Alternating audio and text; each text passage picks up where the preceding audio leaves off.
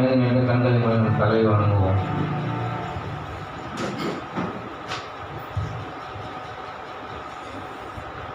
ஹல்லேலூயா. கர்த்தாவே ஸ்தோத்திரம் ஆண்டவரே, நேற்றும் இன்றும் எந்த மாறாத எங்கள் அன்பின் தகப்பனே, மெனோடு துதிக்கிற கர்த்தாவே ஆண்டவரே, இம்மட்டமாக உங்கள் சமூகத்தில் நாங்கள் நிற்கும்படியாக தெரிவு செய்து தவிர நன்றி செலுத்துகிறோம். உங்கள் சமூகத்தில் நிற்பதற்கு நாங்கள் தகுதியற்றவர்கள் ஆண்டவரே. ஆண்டவரே, நாங்கள் நிற்கிறோம் என்றால் எங்களுக்காக ஆண்டவரே உங்களுடைய ரத்தம் கிரியமாக செலுத்தப்பட்டது ஆண்டவரே. அந்த ஒரே காரணத்தினால ஆண்டவரே நாங்கள் உங்களுடைய நிற்கும்படியாக ஒரு சிலாக்கியத்தை பெற்றிருக்கிறோம் ஆண்டவரே. எவ்வளோ கிருவி எங்களுக்கு ஊற்றிருக்கிறேன் என்பதை நாங்கள் உணர்கிறோம் ஆண்டவரே. கர்த்தாவே, நன்றியுள்ள தொழிற்சி உதவி செய்யும் ஆண்டவரே. பசுத்த ஆவியானவரே, எண்ணு கடங்காத வார்த்தைகளை பேசுகிறேன், அநேக ஆலோசனைகள் எங்களுக்கு கொடுக்கிறேன். அந்த வார்த்தைகளை கேட்டு அதுக்கு கீழ்ப்படிந்து நடக்க உதவி செய்யும் ஆண்டவரே. கர்த்தாவே, தேவனை ஆராதிப்பதற்கு நாங்கள் தாகம் உள்ளவர்களாக உதவி செய்யும். ஆர்வத்தோடும் உத்தமத்தோடும் முழு இருதயத்தோடும் உண்மையோடும் தொழுது கொள்ளும்படியாக தெரிவு செய்யும் ஆண்டவரே. ஆண்டவரே, எங்களுடைய வாழ்க்கையை எவ்வளவு நன்மையை செய்கிற தேவன் ஆண்டவரே. இது ஆண்டவரை மட்டுமாக ஆண்டவரை நான் ஜீவிக்கிறோம் என்றால் அதனுடைய கிருபை ஆண்டவரே. நாங்கள் நிற்பதும் நிரம்பலாம் ஆகாதிருப்பதும் தேவனுடைய சித்த கிருபியாக இருப்பதற்காக நன்றி செலுத்துகிறோம் ஆண்டவரே. இது ஆண்டவரை போக்கிலும் வருகிற நம்முடைய காலம் எங்களோடு கூட இருப்பதற்காக நன்றி செலுத்துகிறோம் ஆண்டவரே. கர்த்தாவே, என்னுடைய தேவைகளை சந்தித்து எல்லா நன்மையை செய்து தேவனே விமட்டமாய் கண்ணியமான குழந்தைகளை பாதுகாத்து எனக்கு தாய்வுக்காக நன்றி செலுத்துகிறோம் ஆண்டவரே. கர்த்தாவே, விசுவாசத்தோடு ஆண்டவரே தேடுகளாக உதவி செய்யும். ஆண்டவரே, அன்றைக்கு சிறுவெளியில் ஆண்டவரே அன்றைக்கு மாம்சமாக ஆண்டவரே நீங்கள் இருக்கும்போது அநேகரும் பரிவாசம் பண்ணினார்கள். ஆண்டவரே, கேள்வி பரிவாசம் செய்து நிதித்தார்கள் என்று நாம் பார்க்கிறோம் ஆண்டவரே. ஆண்டவரே, நீர் அநேகரை உயிரோடு எழுப்பிய குருடரை பார்க்க செய்து முழுவரை நடக்க செய்கிற ஆண்டவரே. ஆண்டவரே, நீர் சர்வ வல்லமையுள்ள தேவனாக இருக்கிறீர் ஆண்டவரே. நீர் எளிமையில் தோன்றும் போது அவன் அதை காண ஆண்டவரே அவன் கண்கள் குருடாக்கப்பட்டது என்று பார்க்கிறோம் ஆண்டவரே.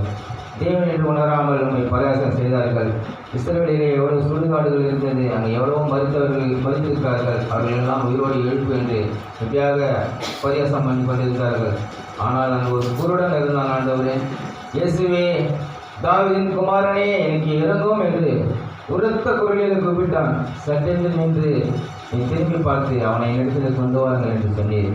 ஆண்டவரே, நான் உங்களுக்கு என்ன செய்ய வேண்டும் ஆண்டவரே? நான் காண வேண்டும் ஆண்டவரே, நான் பார்வையடைய வேண்டும் என்று அவன் விசுவாசத்தோடு கேட்டான். உன் விசுவாசத்துக்கு நிறுத்தி நீ காண்கிறாய் என்று சொல்லி அவன் சுகப்படுத்த நீர் ஆண்டவரே. அவ்விதமாக ஆண்டவரே நாங்கள் விசுவாசத்தோடு உங்களிடத்தில் கேட்கிறவர்களாக உதவி செய்யும்.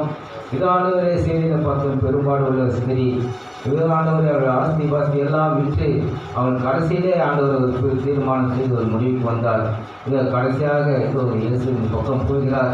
அவருடைய வஸ்திரத்தை தொட்டாவது நான் சுகம் பெற்ற வேண்டும் என்று ஆண்டவரே அவர் விசுவாசத்தோடு தொட்டால் ஆண்டவரே தொட்ட மாத்திரத்திலே முடித்திருந்து வல்லமை புறப்பட்டது என்று பார்க்கிறோம்.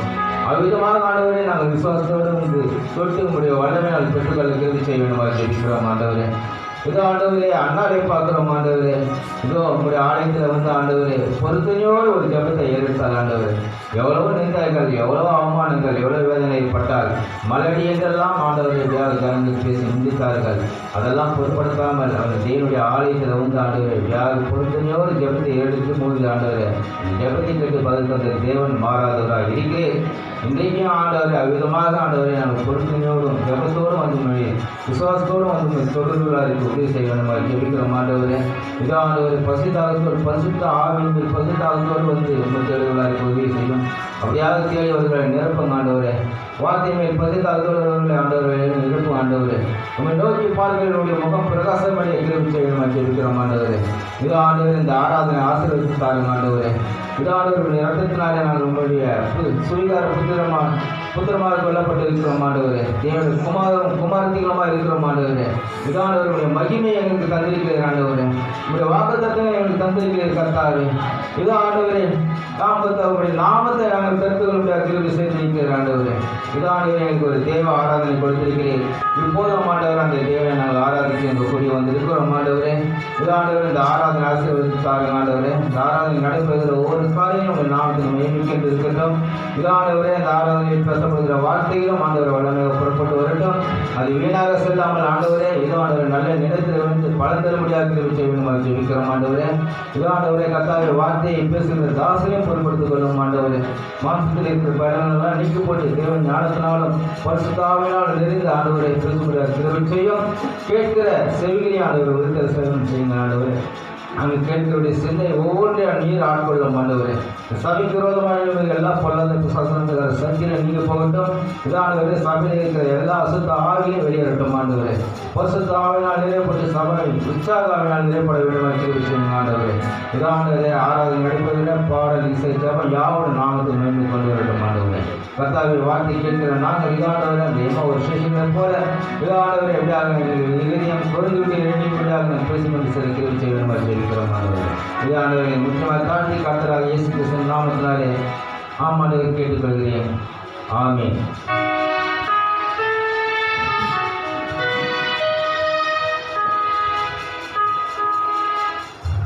அல்லேலூயா. நாம் எதற்காக கூடி வந்திருக்கிறோம்? தேவனை ஆராதிக்க கூடி வந்திருக்கிறோம். ஆகவே ஆராதனைக்கு முதல் பாடாக ஆராதிக்க கூடினோம், ஆர்ப்பரித்து பாட வேண்ட பாடலை பாடி தேவநாமத்தை நாம் மகிழ்ந்து கொள்வோம்.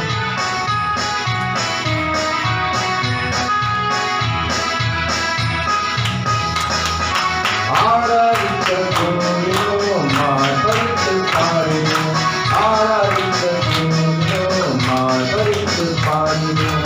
வல்ல இயேசு நம்புவன் என்றென்றும் அவர் நம்புவன். வல்ல இயேசு நம்புவன் என்றென்றும் அவர் நம்புவன். ஆராதிக்க கூடினோம், ஆர்ப்பரித்து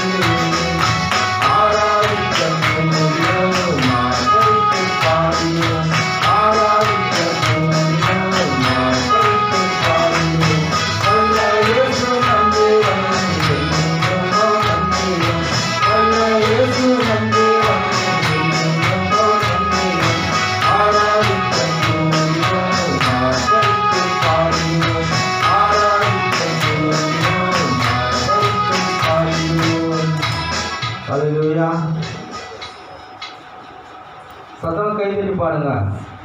பாட தொடங்கி அப்படின்னு நினைக்கிறீங்க. என்னத்தை பார்க்குறீங்க தெரியலையா?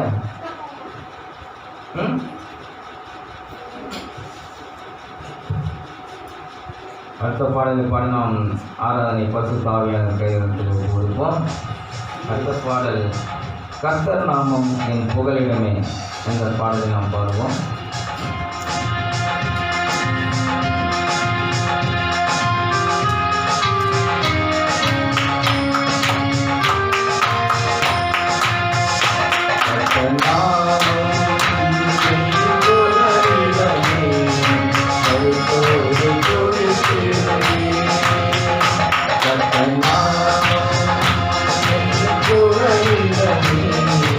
Thank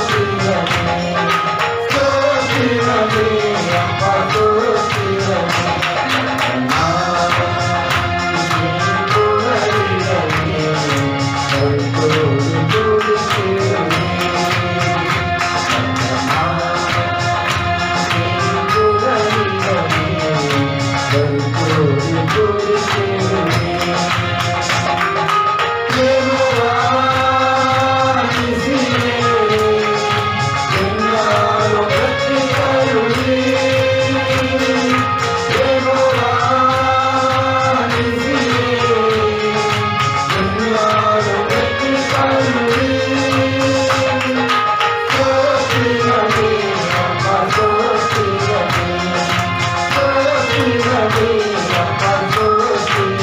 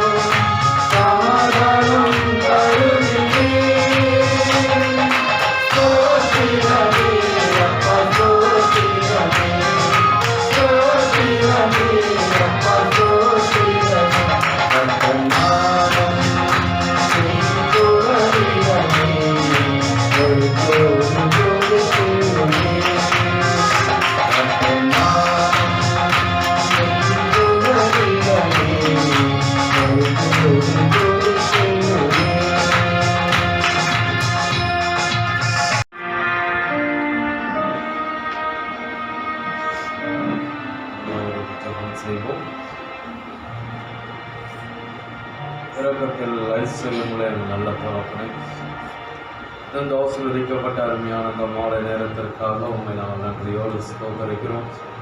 இந்த மாலை வேளையிலும் தகப்பனே எங்கள் மத்தியிலே நீர் இறங்கி வந்து எங்களோடு கர்த்தாவை இடைப்பட்டு கொண்டிருப்பதற்காக உமக்கு நன்றி ஆண்டவரே. நாங்கள் உண்மை ஸ்தோத்தரிக்கிறோம் தகப்பனே. ஆண்டவரே, நாங்கள் உண்மை ஆராதிக்கிறோம் தகப்பனே. யெகோவா ஈரே, உண்மை நாங்கள் ஸ்தோத்தரிக்கிறோம் தகப்பனே.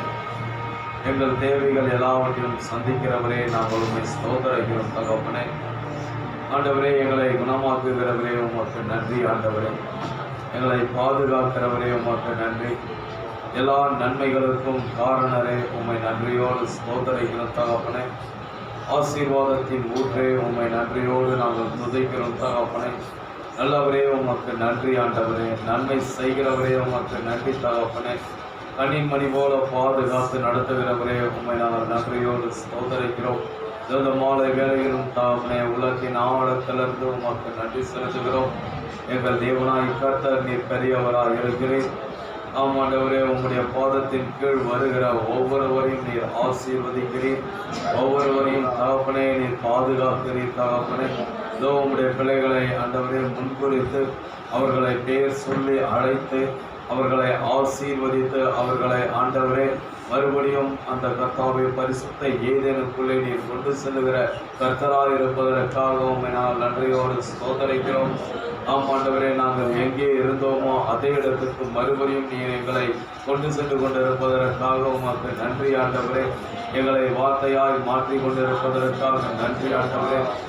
எல்லா அதிகாரத்தையும் நீர் எங்களுக்கு கொடுத்திருப்பதற்காக நன்றி ஆண்டவரே.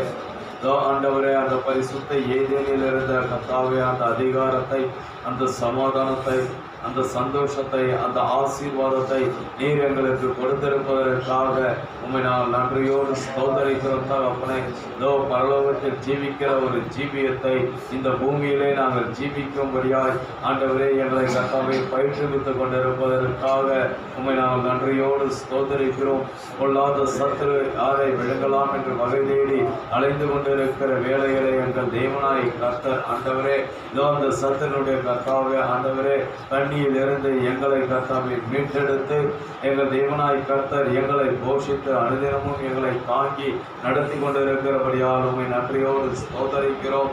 முதலாவது தேவனுடைய ராஜ்யத்தையும் அவருடைய நீதியும் தேடுங்கள் என்று சொல்லப்பட்ட வார்த்தை எங்களுடைய வாழ்க்கையிலே ஆண்டவரே நிறைவேறும்படியான ஒரு கர்த்தாவின் கிருபையை கொடுத்திருப்பதற்காக நன்றி ஆண்டவரே.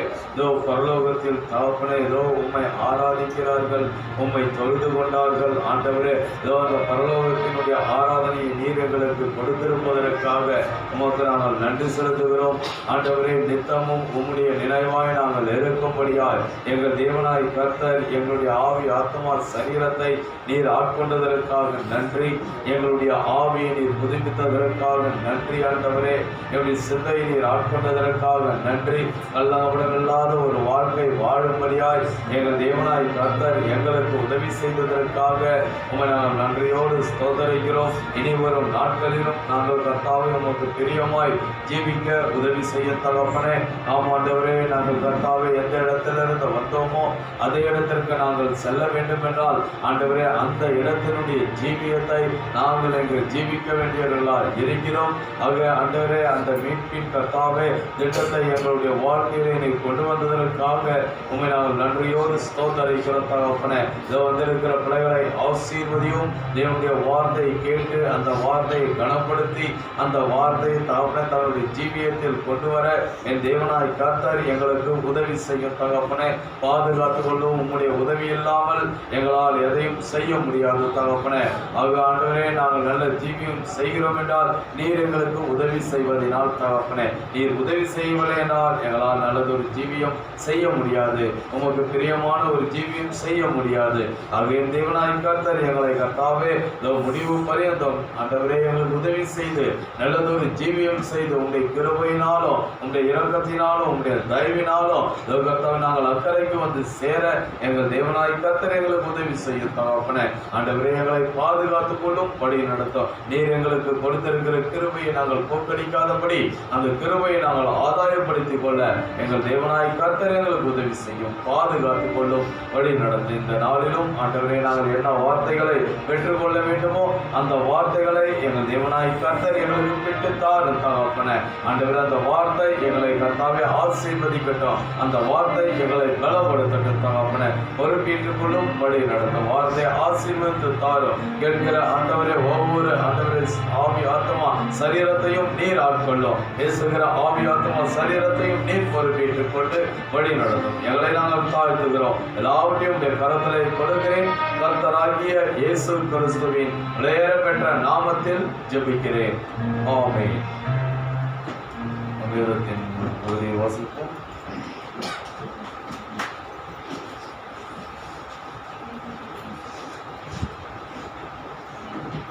பரிசுத்த யோவான் எழுதின சுவிசேஷம் 6ஆம் அதிகாரம். பரிசுத்த யோவான் எழுதின சுவிசேஷம் 6ஆம் அதிகாரம் 37வது. பிதாவானவர் எனக்கு கொடுக்கிற யாவும் என்னிடத்தில் வரும், என்னிடத்தில் வருகிறவனை நான் புறம்பே தள்ளுவதில்லை. என் சித்தத்தின்படி அல்ல, என்னை அனுப்பினவருடைய சித்தத்தின்படி செய்யவே நான் வானத்திலிருந்து இறங்கி வந்தேன்.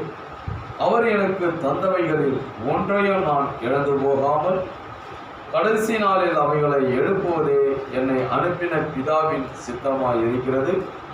குமாரனை கண்டு அவரிடத்தில் விசுவாசமாய் இருக்கிறவன் எவனோ அவன் நித்திய ஜீவனை அடைவதும் நான் அவனை கடைசி நாளில் எழுப்புவதும் என்னை அனுப்பினவருடைய சித்தமாய் இருக்கிறது என்றார்.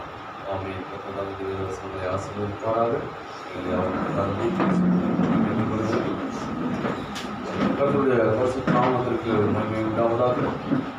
கர்த்தருடைய கிருபையினாலும் அவருடைய இரக்கத்தினாலும் நாம் அவருடைய சமூகத்திற்கு வந்திருக்கிறோம். அவை கர்த்தர் நமக்கு பாராட்டின இந்த தயவுக்காக ஆண்டவருக்கு நாம் நன்றி சொல்ல கடமைப்பட்டிருக்கிறோம். கர்த்தர் நல்லவராக இருக்கிறார், அவர் நன்மை செய்கிறவராக இருக்கிறார். ஆண்டவருடைய சித்தத்தை, அவருடைய விருப்பத்தை அவர் நமக்கு தெரியப்படுத்துகிறார். அவர் இந்த கடைசி காலத்தில் ஆண்டவர் என்ன செய்தார் என்றால் நமக்கு ஒரு மகத்தான ஒரு தீர்க்கதரிசியை அனுப்பினார், அருமையான ஒரு ஊழியக்காரனை அனுப்பினார். அவர் மூலமாய் நாம் எப்படி ஜீவிக்க வேண்டும் என்ற அவருடைய சித்தத்தை அவர் என்ன செய்தார் என்றால் வெளிப்படுத்தினார். அவர் இந்த செய்தி என்னவென்றால் இது ஒரு மனிதனுடைய செய்தி அல்ல, இது தேவனுடைய சித்தமாயிருக்கிறது. அவருடைய சித்தம், அவர் என்ன விரும்புகிறாரோ அதை தான் என்ன செய்தார் என்றால் நம்முடைய தீர்க்கதரிசி மூலமாய் பேசினார். அவை முத்திரைகளை தீர்க்கதரிசி திறந்து கொடுக்கவில்லை, தேவனுடைய சித்தம். எந்த நேரம் முத்திரைகள் திறந்து கொடுக்கப்பட வேண்டும் என்பது அவருடைய சித்தம். ஆகவே அந்த சித்தத்தை அந்த நாளிலே அவர் என்ன செய்தார் என்றால் நிறைவேற்றினார். அவை எல்லாமே தேவனுடைய சித்தம் தான். அவை ஒரு கிறிஸ்தவனுடைய வாழ்க்கையிலே எல்லாமே அவருடைய சித்தத்தின்படி தான் அங்கே நடந்து கொண்டிருக்கிறது. அவை நாம் உண்மையாகவே தேவனுடைய குமாரத்தையாக இருப்போம் என்றால் ஆகவே அவருடைய சித்தம் நம்முடைய வாழ்க்கையில் நடந்து கொண்டது. அதை யாருமே மாற்ற முடியாது.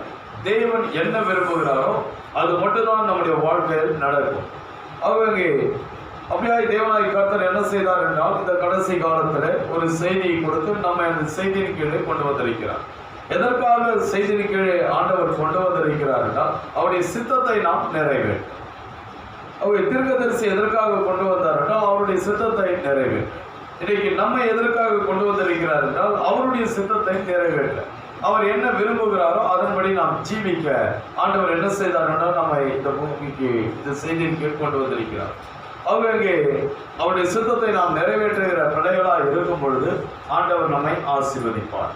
அருமையான சகோதரி சகோதரி, அவருடைய சித்தத்தை, அவருடைய விருப்பத்தை, அவருடைய ஆசைகளை நாம் நிறைவேற்றுகிற பிள்ளைகளாக இருக்க வேண்டும். அங்கே யாரெல்லாம் அவருடைய விருப்பத்தை நிறைவேற்றுகிறார்களோ அவர்களை ஆண்டவர் ஆசீர்வதிப்பார். அதுதான் தேவனிடத்தில் இருக்கிற ஒரு பிரமாணமாக இருக்கிறது. அவை அந்த அடிப்படையில் தேவன் கிரியை செய்து கொண்டிருக்கிறார். அவை இப்பொழுதும் ஆண்டவர் நமக்கு கொடுக்கிற செய்திகளை நாம் கேட்கும்போது அந்த செய்திக்கு ஒப்பு கொடுப்போம் என்றால் நிச்சயமாகவே தேவன் நம்மை ஆசீர்வதிப்பார், நம்மை அவர் மகிமைப்படுத்துவார். இப்போது வாசிக்கப்பட்ட இந்த வேத பாகத்திலிருந்து ஒரு சிறு தலைப்பில் தேவனுடைய வார்த்தையை கொண்டு வருகிறேன். ஏதேனிலிருந்து ஏதேனுக்கு இந்த தலைப்பில் தேவனுடைய வார்த்தை கொண்டு வருகிறேன். From ஏதேன் டு ஏதேன், ஏதேனிலிருந்து ஏதேன். ஆகவே நாம் ஒரு நேரம் ஏதேனிலே இருந்தோம், பரிசுத்த ஏதேனிலே இருந்தோம். இப்போ தேவனாய் கர்த்தர் என்ன செய்யறாரா, மறுபடியும் அந்த பரிசுத்த ஏதேனுக்கு நம்மை கொண்டு செல்கிறார். இப்போது நாம் என்ன செய்கிறோம் என்றால், ஒரு சாத்தானின் ஏதேனிலே இருக்கிறோம். இந்த உலகமானது சாத்தானின் ஏதேனாக இருக்கிறது. இப்போ இந்த பூமி சாத்தானினுடைய ஏதேனாக இருக்கிறது. சாத்தானின் ஏதேன் என்ற தலைப்பில் தீர்க்கதரிசி ஒரு செய்தியை பிரசங்கித்திருக்கிறார். ஆக இந்த பூமி சாத்தானின் ஏதேனாக இருக்கிறது. பிசாசனுடைய கட்டுப்பாட்டில் இந்த உலகம் இருக்கிறது, இந்த பூமி இருக்கிறது. எல்லாமே கெட்டு போய்விட்டது. ஆகாயம் கெட்டுவிட்டது, தண்ணீர் கெட்டுவிட்டது, பூமி கெட்டுவிட்டது, மனிதனுடைய நினைவுகள் நித்தமும் பொல்லாததாகிவிட்டது. அவை எல்லாமே கெட்டு போய்விட்டது. அவை ஆகாரம் கெட்டு போய்விட்டது. அவை எதுவுமே சுத்தம் கிடையாது. அவை இது சாத்தானின் ஏதேன். ஆனால் தேவனுடைய ஏதேனில் எல்லாமே பரிசுத்தம், அது எல்லாமே ஆசீர்வாதம். பாருங்க, அங்கே எதுவுமே கெட்டு போனது கிடையாது, எல்லாமே நல்லது. தேவனாய் கர்த்தர் அங்கே முதலாம் அதிகாரத்தை வாசிக்கும் போது அவர் ஒவ்வொன்றாக சிருஷ்டித்து அவர் என்ன செய்தார் என்றால் நல்லது என்று கண்டார். எல்லாமே நன்மை நன்மை நன்மை, எல்லாமே நல்லது, எல்லாமே ஆசீர்வாதம். ஆனால் அங்கே நாம் பார்க்கிறோம், ஆதாம் அங்கே பாவத்தில் விழுந்த பொழுது, அங்கே ஏவாள் பாவத்தில் விழுந்த பொழுது அங்கே என்ன நடந்தது என்றால், அங்கே பாவம் வந்த பொழுது எல்லாமே கேட்டு போய்விட்டது. அங்கே அப்பொழுது என்ன நடந்தது, பூமியானது சாத்தானின் ஏதேனாக மாறிவிட்டது. தேவனுடைய ஏதேனாக இருந்த அந்த பூமியானது சாத்தானின் ஏதேனாக மாறிவிட்டது. ஆனால் இப்போ தேவனாய் கர்த்தர் என்ன செய்கிறார் என்றால், நம்மை மறுபடியும் இந்த சாத்தானின் ஏதேனில் இருந்து அவர் அங்கே பரிசுத்த ஏதேனுக்கு நம்மை கொண்டு செல்கிறார். அதுதான் தேவனுடைய திட்டமாக இருக்கிறது. இப்போ இந்த செய்திக்கு ஆதாரமாக திருசுடைய செய்தியிலிருந்து ஒரு பாவத்தை நான் வாசிக்கிறேன். 7 சபையின் காலங்களுக்கும் 7 முத்திரைகளுக்கும் இடையே உள்ள பிளவு. முத்திரைகள் என்ற செய்தியை நீங்கள் வாசிக்கிறீர்கள். அதுல 2வது புத்தகம் 1963 வருடம் மார்ச் 17ஆம் தேதி திருசி இந்த செய்தியை பிரசங்கிக்கிறார். திருசி சொல்றார் 244. இப்பொழுது மீட்பிற்கான உரிமை பத்திரத்தை அவர் கொண்டிருக்கின்றார். உரிமை பத்திரம் யாரிடத்தில் இருக்கிறது என்றால் இயேசு கிறிஸ்துவிடத்தில் இருக்கிறது. மத்தியஸ்தம் இப்பொழுது முடிவடைகிறது. பாருங்க, மத்தியஸ்தம் ஆண்டவர் பரிந்து பேசுகிற ஊழியமானது முடிவடைகிறது. அதை அவர் தமது கரத்தில் வைத்திருக்கின்றார். நினைவில் கொள்ளுங்கள், காலகாலமாக அது தேவனுடைய கரத்தில் இருந்தது. அது தேவனிடத்தில் இருந்தது மீட்பின் திட்டம், மீட்பின் புஸ்தகம். ஆனால் அங்கே ஆட்டுக்குட்டியானவர் என்ன செய்தார் என்றால், அந்த சிங்காசனத்தில் இருந்தவருடைய கரத்தில் இருந்த அந்த மீட்பின் புத்தகத்தை அவர் வாங்கிவிட்டார். இப்போது இயேசு கிறிஸ்துடைய கரத்துக்கு வந்துவிட்டது. ஆனால் இப்பொழுது அது ஆட்டுக்குட்டியானவரின் கரத்தில் இருக்கின்றது. இப்பொழுது கவனியுங்கள், சர்வ சிருஷ்டியின் மீட்பின் உரிமை பத்திரம் இப்பொழுது அவர் கையில் இருக்கிறது. எல்லாம் சர்வ சிருஷ்டி. மானிட வர்க்கத்திற்கு அதை மறுபடியும் அளிக்க அவர் வந்திருக்கிறார். இந்த கடைசி காலத்தில் அங்கே தேவனாய் கர்த்தர் அங்கே மனுஷகுமாரனால் அவர் வார்த்தை வடிவிலே இறங்கி வந்திருக்கிறார். எதற்காக வந்திருக்கிறார் என்றால், அங்கே பிதாவினுடைய கரத்தில் இருந்த அந்த மீட்பின் புத்தகத்தை அவர் ஆட்டுக்குட்டியானவர் பெற்றுக்கொண்டு அவர் இந்த பூமிக்கு இறங்கி வந்தார். அதுதான் ஒரு பாதத்தை சமுத்திரத்தின் மேலும் ஒரு பாதத்தை பூமியின் மேலும் வைத்து சிங்கம் கர்ஜிக்கிறது போல மகா சத்தமாய் ஆர்ப்பரித்தார். அதுதான் அங்கே வெளிப்படுத்தின விசேஷம் 10ஆம் அதிகாரம். அந்த மீட்பின் புத்தகத்தை எடுத்துக்கொண்டு அவர் வந்தார். எதற்காக வேண்டாம், மானிட வர்க்கத்திற்கு அதை மறுபடியும் அளிக்க அவர் வந்திருக்கிறார். அதை நம்ம கிட்ட கொடுக்க வந்திருக்கிறார். ஆதாம் அதை இழந்துட்டான், அது தேவனுடைய கரத்துக்கு போயிடுச்சு அந்த அதிகாரம். இப்போ ஆட்டுக்குட்டியானவர் என்ன செய்தார் என்றால், அளிக்கப்பட்ட ஆட்டுக்குட்டி அந்த மீட்பின் புத்தகத்தை வாங்கி கொண்டு இறங்கி எதற்காக இறங்கி வந்தார் என்றால், நம்மிடத்தில் கொடுப்பதற்காக. தேவ தூதர்களுக்கு அல்ல, தேவ தூதர்களுக்கு கொடுக்கல, அவங்களுக்கு மீட்பு தேவை கிடையாது. அவர்களை மறுபடியும் தேவனுடைய குமாரரும் குமாரத்திகளுமாக்க அவர் அதை அளிக்க வந்திருக்கிறார். ஆக இது எதற்காக அவர் இங்கு வந்திருக்கிறார், நம்மை தேவனுடைய குமாரர்களும் குமாரத்திகளும் ஆக்க அவர் வந்திருக்கிறார். பாருங்க, ஆதாம் ஏவாள் தேவனுடைய குமாரன் குமாரத்தியாய் இருந்தார்கள். அவர்கள் தேவனுடைய பிள்ளைகளாக இருந்தார்கள். அவர்கள் என்ன செய்தார்கள் என்றால் அங்கே பின்வாங்கி விட்டார்கள். அவர்கள் என்ன செய்தார்கள்? பாவம் செய்து தேவ மகிமை அற்றவர்கள் ஆகி போனார்கள். அதை நாம் பார்க்கிறோம். அவர்கள் என்ன செய்தார்கள் என்றால் அவர்கள் அங்கே விழுந்து போனார்கள். அதை நாம் பார்க்கிறோம். எத்தனை சொல்கிறார்? தேவ தூதர்களுக்கு அல்ல, அவர்களை மறுபடியும் தேவனுடைய குமாரனும் குமாரத்திகளும் ஆக்க அவர் அதை அழிக்க வந்திருக்கிறார். அதே அவர் எதற்காக மனுஷகுமாரனாய் வந்திருக்கிறார் என்றால், அவர் எதற்காக வார்த்தை வடிவிலே வந்திருக்கிறார் என்றால், அவர் எதற்காக இப்போது நம் மத்தியிலே ஜீவிக்கிறார் என்றால், ஐயா அங்கே நம்மை தேவனுடைய குமாரரும் குமாரத்திகளும் ஆக. அந்த ஆதாம் ஏவா தேவனுடைய குமாரன் குமாரத்தியா இருந்தார்கள். அவர்கள் விழுந்து போனார்கள். அவர்கள் உரிமை பத்திரத்தை இழந்து போனார்கள். அதிகாரத்தை இழந்து போனார்கள். ஆனால் அவர்களுக்கு மறுபடியும் அதை கொடுக்க அவர் வந்திருக்கிறார்.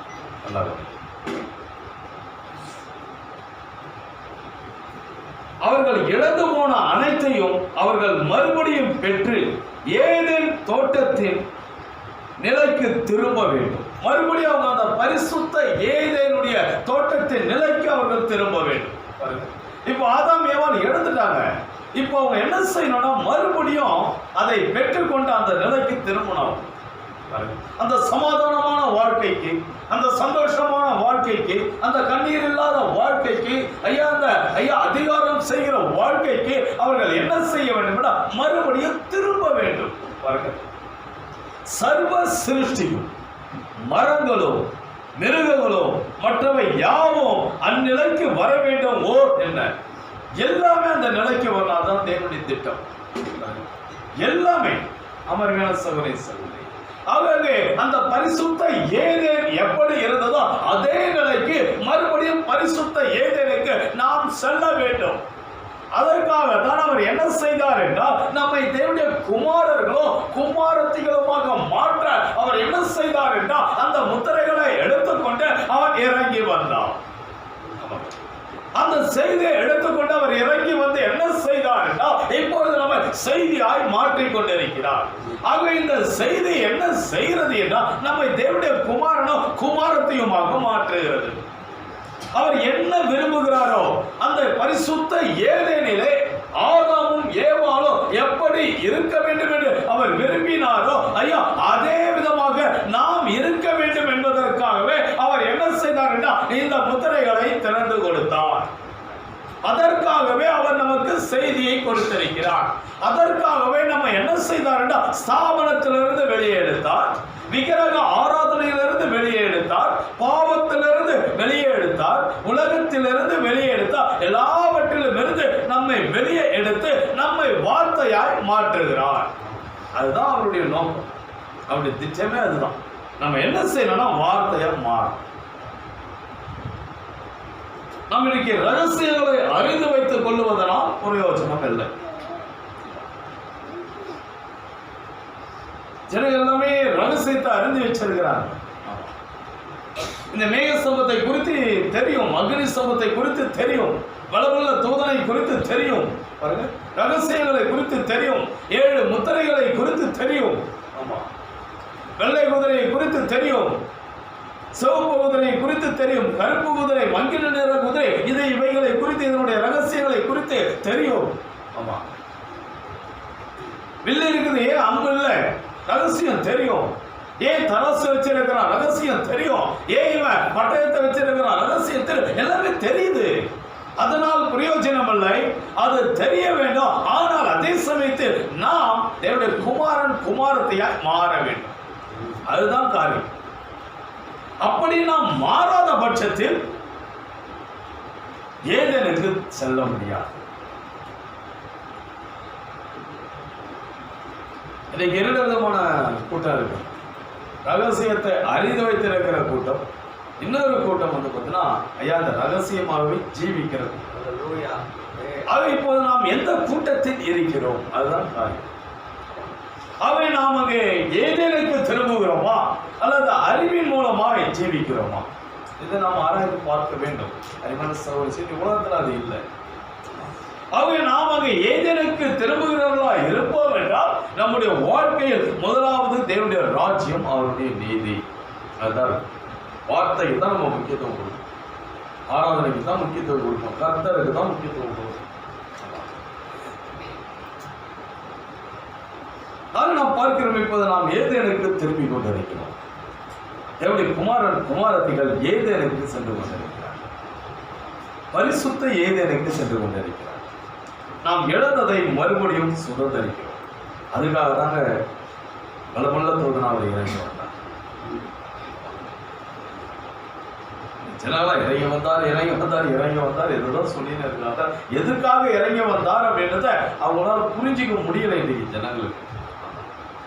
இறங்கி வந்துட்டா ஞானஸ்தானம் தேவையில்ல, ராபோஜனம் தேவையில்ல அப்படின்னா, இறங்கி வந்தார் எடுத்துக்கொள்ளப்பட்டது முடிஞ்சிருச்சு அப்படின்றாங்க. இறங்கி வந்தால் 1000 அரசாட்சியில் இருக்கிறோம் அப்படின்னா, ஐயாங்க அது அந்த வருகையை குறித்து இன்றைக்கு ஒன்றும் புரியல இன்னைக்கு ஜனங்களுக்கு. இனி ஜனங்க வந்து துண்டா எடுத்து அவங்க தவறான காரியத்துக்குள்ள போயிடுறாங்க. ஒரு செய்தி ஒன்று, நாம் மேகத்துக்குள் இருக்கிறோம் அப்படின்னு தெரிவிச்சுட்டார். பத்தியா மேகத்துக்குள்ள இருக்கிறோம் அப்படின்ட்டு நீ அந்த செய்தி ஃபுல்லா படிப்பா, என்ன சொல்றாருன்னு தெரியும் உனக்கு. நம்ம மேகத்துக்குள்ளதான் இருக்கிறோம், கிறிஸ்துவுக்குள்ளதான் இருக்கிறோம், ரத்தத்துக்குள்ளதான் இருக்கிறோம், வார்த்தைக்குள்ளதான் இருக்கிறோம். இன்னைக்கு ஜனங்க பார்த்தீங்கன்னா, ஒரு மனுஷன் பார்த்தீங்கன்னா அவன் மைண்ட்ல என்ன ஃபிக்ஸ் பண்ணிக்கிறானோ அப்படிதான் எல்லாமே நடக்கும். எல்லாமே அப்படிதான் இருக்கும். நீ ஒரு நல்ல மனுஷனை இவன் திறன்னு பார்த்தீங்கன்னா, அவன் நன்மையே செஞ்சாலும் அவனுக்கு திறனா தான் தெரியும். என்னதான் அவன் நன்மை செஞ்சாலும் உனக்கு அவன் திறனா தான் தெரியும். அதே ஒரு திருடனை நல்ல மனுஷனா பார்த்தேன்னா அவன் திறனாலும் அவன் நல்லவனா தான் தெரியும். ஏன்னா நம்மளுடைய மைண்ட் செட்டப் எப்படி இருக்குதோ அப்படிதான் நமக்கு தெரியும். ஆனா நீ பொதுவா வச்சு பார்த்தீங்கன்னா கண்டுபிடிக்கும். கர்த்தருடைய ஆவியோடு ஜெபித்து உத்தம உண்மையாய் வாழ்ந்து அங்க நீ பார்த்தீங்கன்னா எது சரி எது தவறுன்றதை கண்டுபிடிக்கும். நீ சேனலுக்கு அது இல்லை. அதனாலதான் இன்னைக்கு மனுஷன் பார்த்தா மைண்ட் செட்டப் எப்படி இருக்குதோ அப்படி போயிட்டு இருக்கிறான். நீ நாம் ஆவியால் நடத்தப்பட வேண்டும், பரிசுத்த ஆவியால் நடத்தப்பட வேண்டும். அசுத்தாவியால் அல்ல, பரிசுத்த ஆவியால். நல்லா ஜெபம் பண்ணணும், பயன்படணும். ஆண்டவரிடத்துல எது தவறு எது உண்மை ஆண்டவரே அப்படின்னு எனக்கு வெளிப்படுத்துன்னு சொல்லி உத்தமமா அங்கே முழங்கால் படிட்டு கண்ணீர் விட்டு ஆண்டவரை கேட்டால் ஆண்டவர் என்ன சொல்வாரு, ஐயா அதை அந்த வழியில் நடத்துவார். நம்மளும் ஒரு காரியத்தை வச்சு நம்ம ஆண்டவரே இதில் என்ன நடத்தோம் அப்படின்னாக்கா ஆண்டவர் நடத்த மாட்டார். நம்ம அர்ப்பணிக்கும் பொழுது ஆண்டவர் நம்மளை நடத்துவார். ஏன்னா ஆண்டவர் அதை தான் நம்ம இடத்துல எதிர்பார்க்கிறோம். அது பார்க்கிறோம். இங்கே அங்கே ஏதேனில் பரிசுத்த ஏதேனில் இருந்தோம், மறுபடியும் அவருடைய பிள்ளைகள் பரிசுத்த ஏதேனுக்கு திரும்புகிறார்கள். ஒரு சில உதாரணத்தை மட்டும் சொல்லியிருக்கிறோம். இப்ப யோவான் 6ஆம் அதிகாரம் 37வது வசனத்தை வாசிங்க. பிதாவானவர் எனக்கு கொடுக்கிற யாவும் என்னிடத்தில் வரும், என்னிடத்தில் வருகிறவனை நான் புறம்பே தள்ளுவது இல்லை. ஆமென். ஆகவே நாம் இங்கே என்ன காண்கிறோம் என்றால், பிதாவானவர் எனக்கு கொடுக்கிற யாவும் என்னிடத்தில் வரும், என்னிடத்தில் வருகிறவனை நான் புறம்பே தள்ளுவது இல்லை. இப்ப ஆண்டவர் அங்கே சொல்றாரு, எல்லாருக்கும் இந்த வசனம் நல்லா தெரியும். பிதாவானவர் அங்கே தகப்பன் எனக்கு எதை கொடுக்கிறாரோ அது என்னிடத்துல வரும். ஆக அது என்னிடத்துல வரும்போது நான் என்ன செய்ய மாட்டேன், அதை புறம்பே தள்ள மாட்டேன். இதை நம்ம ஆண்டவரே அப்படி கூடும் பொழுது ஆண்டவர் நம்மள புறம்பே தள்ளவே மாட்டேன். ஆமா, ஏனென்றால் அது வார்த்தை. என் சத்தத்துக்கு ஆண்டவர் செவி கொடுக்கவே இல்லை அப்படின்னா அது தப்பு. ஐயா நம்ம அவர்கிட்ட சத்தத்தை அனுப்பல, அதுதான் அங்க காரியம். அப்படி இருந்தா வார்த்தை பொய்யா போயிடும். என் சத்தத்தை ஆண்டவர் கேட்கவே மாட்டேன்னா வார்த்தை பொய்யாயிடும். தேவனுடைய வார்த்தை சத்தியம், அது மாறாது, அது உண்மைங்க. ஆமா, பிதாவானவர் எனக்கு கொடுக்கிற யாவை என்னிடத்தில் வரும், என்னிடத்தில் வருகிறவனை நான் புறம்பே தள்ளுவது இல்லை. இந்த வசனத்தை குறித்து ஸ்தாபனத்து ஜனங்களுடைய புரிந்து கொள்ளுதல், நம்முடைய புரிந்து கொள்ளுதல். ஆமா, இன்னைக்கு ஒரு செய்தி விசுவாசியினுடைய புரிந்து கொள்ளுதல் வேற, நம்முடைய புரிந்து கொள்ளுதல் வேற. நம்ம ஆவிக்குரிய பிரகாரமா அதை புரிந்து கொள்ளும். தீர்க்கதரிசி கொடுத்த வியாக்கியானத்தின்படி நாம் அதை புரிந்து கொள்ளும். இப்போ கர்த்தர் என்ன சொல்லுகிறார் என்றால், அதை தொடர்ந்து நாம் வாசிக்கும் 6:38 வாசிக்கும். என் சித்தத்தின்படி அல்ல, என்னை அனுப்பினவருடைய சித்தத்தின்படி செய்யவே நான் வானத்திலிருந்து இறங்கி வந்தேன். ஆமென். அதே ஆண்டவர் சொல்றாரு, என்னுடைய சித்தத்தின்படி அல்ல, என்னை அனுப்பினவருடைய சித்தத்தின்படி செய்யவே நான் வானத்திலிருந்து இறங்கி வந்தேன் அப்படின்றார். யார் இதை நம்புவாங்க? இப்ப இந்த வசனத்தை யார் நம்புவாங்க? இப்ப அந்த யூத ஜனங்க, எபிரேய ஜனங்களுக்கு முன்பு அவர் பேசுறாரு. இப்போ அந்த ஜனங்க இதை நம்புவாங்களா? இதனால ஃப்ரீயா கேளுங்க செய்தி. இப்போ நான் உங்க மத்தியில சொல்றேன், என்னை என் சித்தத்தின்படி அல்ல, என் விருப்பப்படி நான் செய்ய வரல, என்னை அனுப்பினவருடைய சித்தத்தின்படி செய்யவே நான் வானத்திலிருந்து இறங்கி வந்தேன். இப்போ நான் சொல்றேன், இப்போ நான் வானத்திலிருந்து இறங்கி வந்தேன், ஏனென்றால் அவர் அனுப்பினதை செய்ய, அவருடைய விருப்பத்தை செய்ய வந்திருக்கிறேன். அது இப்போ கூடி இருக்கிற ஜனங்க என்ன சொல்லுவாங்க? இப்போ நீங்க என்ன சொல்லுவீங்க? வானத்திலிருந்து இறங்கி வந்தான் அப்படின்றான். இவன் எப்போ வானத்திலிருந்து? இவன் கள்ளோபதேசத்துக்கு போயிட்டான், இவன் ராங் டாக்டருக்கு போயிட்டான், இப்போ தன்னை கடவுளா மாத்திக்கிட்டான், தன்னை தேவனாகிறான் பாருங்க, தன்னை தேவனுடைய குமாரனா மாத்திட்டான் பாருங்க, தன்னை மேசியாவா காட்டுறான். அப்போ பொதுவா ஜனங்க என்ன செய்வாங்கன்னா அப்படிதான் நினைப்பாங்க பாருங்க. அதே போலதான் அன்றைக்கு ஆண்டவராகிய இயேசு கிறிஸ்து அந்த ஜனங்களுக்கு முன்பாக நின்று சொன்னாரு, என் சித்தத்தின்படி அல்ல, நான் என்ன விரும்புறேன் அப்படி இல்லை, என்னை அனுப்பினவருடைய விருப்பத்தை செய்யவே நான் வானத்துல இருந்து இறங்கி வந்தேன் அப்படின்றாரு. அந்த யூத ஜனங்களுக்கு முன்பாக சொல்றாரு, அந்த எருசலேம்ல இருக்கிற ஜனங்களுக்கு முன்பாக சொல்றாரு. அவர் இப்படியா சொல்லும் போது யார் இதை நம்புவாங்க? என்ன செய்கிறார்? யார் பார்த்து நம்புவாங்க? சொல்றாங்க, இவனுடைய தாய் தகப்பை நமக்கு தெரியுமே, இவனுடைய பிறப்பு எனக்கு தெரியுமே, இவன் எப்படி பிறந்தான் அப்படின்ட்டு எனக்கு தெரியுமே, நான் வானத்திலிருந்து இறங்கி வந்தேன் என்று சொல்றானே, எப்படி இது? 42வது வசனம். இவன் யோசேப்பின் குமாரனாகிய இயேசு அல்லவா? இவனுடைய தகப்பனையும் தாயையும் அறிந்திருக்கிறோமே. அப்படி இருக்க நான் வானத்திலிருந்து இறங்கி வந்தேன் என்று இவன் எப்படி சொல்லுகிறான் என்றார்கள். பாருங்க, அன்றைக்கு ஆண்டவர் அப்படி சொல்லும் போது ஜனங்களால் அதை நம்ப முடியல, ஏற்றுக்கொள்ள முடியல. பாருங்க, அன்றைக்கு அந்த ஜனங்களுக்கு அது ஏற்றுக்கொள்ள முடியாத ஒரு வார்த்தையா இருந்தது, ஒரு வசனமா இருந்தது. பாருங்க, ஆனால் பார்க்கிறோம், அவர் மாம்ச பிரகாரமான பிறப்பை குறித்து சொல்லவில்லை. அவர் தேவன் என்ற ஸ்தானத்தை குறித்து அங்கு சொல்லுகிறார். அவர் யார் என்ற, அவர் தேவன், அவர் சர்வ வல்லவர், அவர் அங்கே தான் தேவன் என்பதை குறித்து அங்கு பேசிக் கொண்டிருக்கிறார்.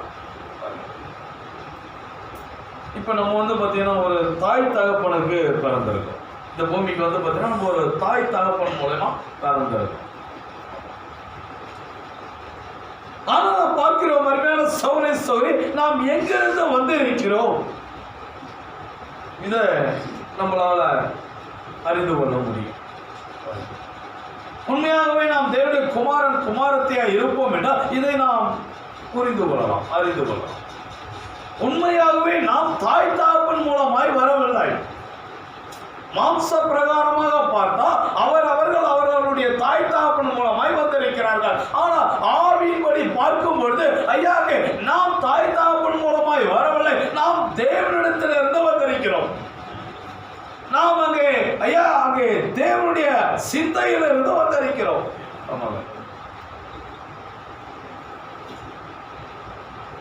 இது நமக்கு கொடுக்கப்படுகிற ஒரு மிகப்பெரிய ஒரு வெளிப்பாடாக இருக்கிறது. திருச்சொல் இது மிக மிக ஒரு உன்னதமான ஒரு காரியம். இது ஒரு தங்க வாக்கியம். நாம் தாய் தகப்பன் மூலமாய் பிறக்கவில்லை, மாம்சத்தின்படி அப்படி பிறந்தாலும் இந்த பூமிக்கு நாம் எப்படி வந்திருக்கிறோம் என்றால் ஐயா தேவனிடத்திலிருந்து வந்திருக்கிறோம். இது ஒரு தங்க வாக்கியம். இதை உண்மையாகவே ஒரு சகோதரன் சகோதரி ஐயா 100% விசுவாசிப்பார் என்றால் அவர் அந்த இடத்திற்கு செல்லுவார். அந்த அளவுக்கு அதை விசுவாசித்தாதான் நம்ம அந்த இடத்துக்கு போக முடியும். ஆகவே என்னுடைய துவக்கம் இந்த பூமி கிடையாது, என்னுடைய தாய் தகப்பன் கிடையாது, ஐயா பரலோகம், பரிசுத்த ஏதேன். இதை நாம் உணர்வு பூர்வமாய் விசுவாசிப்போம் என்றால் நாம் அந்த இடத்திற்கு செல்ல முடியும். ஆண்டவராய் இயேசு கிறிஸ்து அதை அறிந்திருந்தார். ஆகவே அவர் சொல்கிறார், நான் என் சித்தத்தின்படி அல்ல, என்னை அனுப்பினவருடைய சித்தத்தின்படி செய்யவே நான் வானத்திலிருந்து இறங்கி வந்தேன். அவர் சொல்றாரு, நான் என்னை அனுப்பினவருடைய சித்தத்தின்படி செய்யவே வானத்திலிருந்து இறங்கி வந்திருக்கிறோமா. அவருக்கு நல்ல ஒரு புரிந்து கொள்ளுதல் இருந்தது. ஆமா, சரியான ஒரு அண்டர்ஸ்டாண்டிங் அவருக்கு இருந்தது. இன்னைக்கு அருமையான சகோதரி சகோதரி அவ்விதமான ஒரு புரிந்து கொள்ளுதல் நமக்கு தேவை.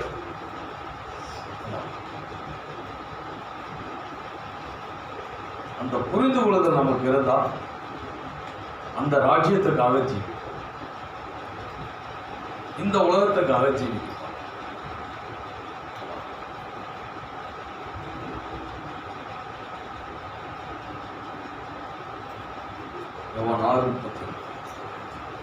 அவர் எனக்கு தந்தவைகளில் ஒன்றையும் நான் இழந்து போகாமல் கடைசி நாளில் அவைகளை எழுப்புவதே என்னை அனுப்பின பிதாவின் சித்தமாய் இருக்கிறது. ஆமென். இப்ப நாம் பார்க்கிறோம், அவர் எனக்கு தந்தவைகளில் ஒன்றையும் நான் இழந்து போகாமல் கடைசி நாளில் அவைகளை எழுப்புவதே என்னை அனுப்பின பிதாவின் சித்தமாய் இருக்கிறது. அவர் எனக்கு தந்தவைகளில் ஒன்றையும் நான் இழந்து போகாமல், ஒன்றை கூட இழந்து போகாமல். இப்ப ஆண்டவர் இப்படியா ஒரு வார்த்தை சொல்றாரு, அவர் தந்தவைகளில் ஒன்றை நான் இழந்து போக மாட்டேன். அப்படி என்றால் அவர் எதை குறித்து சொல்லுகிறார் என்றால் முன்குறிக்கப்பட்ட வித்துக்களை குறித்து சொல்லுகிறார். அவர் எனக்கு தந்தவைகளில் ஒன்றை நான் இழந்து போகாமல், அங்கே பிதாவானவர் கொடுத்தவைகள், பிதா ஒன்றை கொடுக்கிறார் என்றால் அது முன்குறிக்கப்பட்டதாய் இருக்கும்.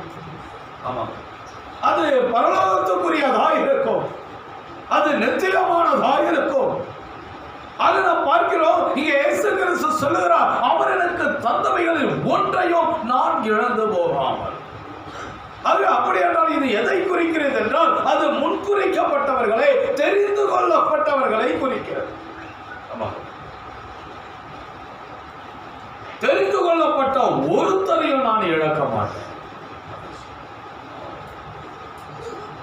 நாம் தேவனால் தெரிந்து கொள்ளப்பட்டவர்களாய் இருப்போம் என்றால், முன்குறிக்கப்பட்டவர்களாய் இருப்போம் என்றால் நாம் இழக்கப்பட்டு போவது இல்லை. நம்ம ஒரு நாளும் இழக்கப்பட முடியாது. ஆமாங்க.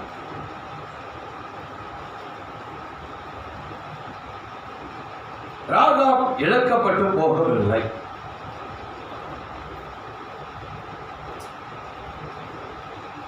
ஐயா, தேவனுடைய சிந்தையிலிருந்து வந்தார். உலகத்துல பாத்தீங்கன்னா ஒரு தாய் தகப்பன் மூலமாய் பிறந்தால், ஆனால் அவளுடைய வாழ்க்கை ஒரு பாவமான ஒரு வாழ்க்கை. ஆனால் அவளுடைய துவக்கம் எங்க வேண்டாம் ஐயா, தாய் தகப்பன் அல்ல, எரியோவல்ல, அவளுடைய துவக்கம் எங்க வேண்டாம், பரலோகம். அவள் பரலோகத்திலிருந்து இங்கே வந்தபடியால் அவள் என்ன செய்தாள் என்றால், அங்கே ஐயா அவளுக்கு ஒரு செய்தி வந்தது, அவளுக்கு ஒரு வார்த்தை அறிவிக்கப்பட்டது. அந்த காலத்தினுடைய செய்தி அவளுக்கு வந்தது, யோசுவா வந்து கொண்டிருக்கிறார். ஆகவே யோசுவாவை நடத்துவதுதான் பரிசுத்த ஆவியானவர். அவர் தான் உண்மையான தேவன், யெகோவா தான் உண்மையான தேவன் என்று அவளுக்கு செய்தி அறிவிக்கப்பட்டது. ஆகவே அவள் என்ன செய்தாள் என்றால், அவள் கேட்ட செய்தியை விசுவாசித்தாள். ஏனென்றால் அவளுக்குள்ளே முன்குறிக்கப்பட்ட வித்து இருந்தது. அந்த பட்டணத்தில், அந்த எரிகோவில ஐயாங்க லட்ச லட்சமான ஜனங்கள் இருந்தார்கள். ஆனால் ஒரே ஒரு ஸ்திரீ முன்குறிக்கப்பட்டவர். அவள் அந்த செய்தியை விசுவாசித்தால், அதை ஏற்றுக்கொண்டால், அவள் என்ன செய்தாள், அதற்கு கீழ்ப்படிந்தார். அப்படியாக முன்குறிக்கப்பட்டவர்கள் என்ன செய்கிறார் என்றால் அவர்களுக்கு செய்தி வருகிறது, அதை கேட்கிறார்கள், அதை விசுவாசிக்கிறார்கள், அதற்கு கீழ்ப்படுகிறார்கள். அப்பொழுது என்ன நடக்கிறது என்றால் அவர்கள் இழக்கப்பட்டு போவது இல்லை. எருசலேமுக்கு போயிட்டார். அதுதான் ரெபெக்காளுடைய வாழ்க்கையை நாம் காணும்போது இந்த ரெபெக்காள் என்ன செய்தாள் என்றால் அவளுக்கு ஒரு செய்தி வந்தது. அவள் என்ன செய்தாள், அதை கேட்டால், அதை விசுவாசித்தாள். அதை விசுவாசித்து அவள் என்ன செய்தாள் என்றால் ஈசாக்கினுடைய வீட்டுக்கு வந்தாள். ஈசாக்கு அவளை தன்னுடைய தாயினுடைய வீட்டுக்கு அழைத்து சென்று அவளை நேசித்தாள். ஏனென்றால் அவள் முன்குறிக்கப்பட்ட வித்து, அவளுக்குள்ள அந்த ஜீவன் இருந்தது.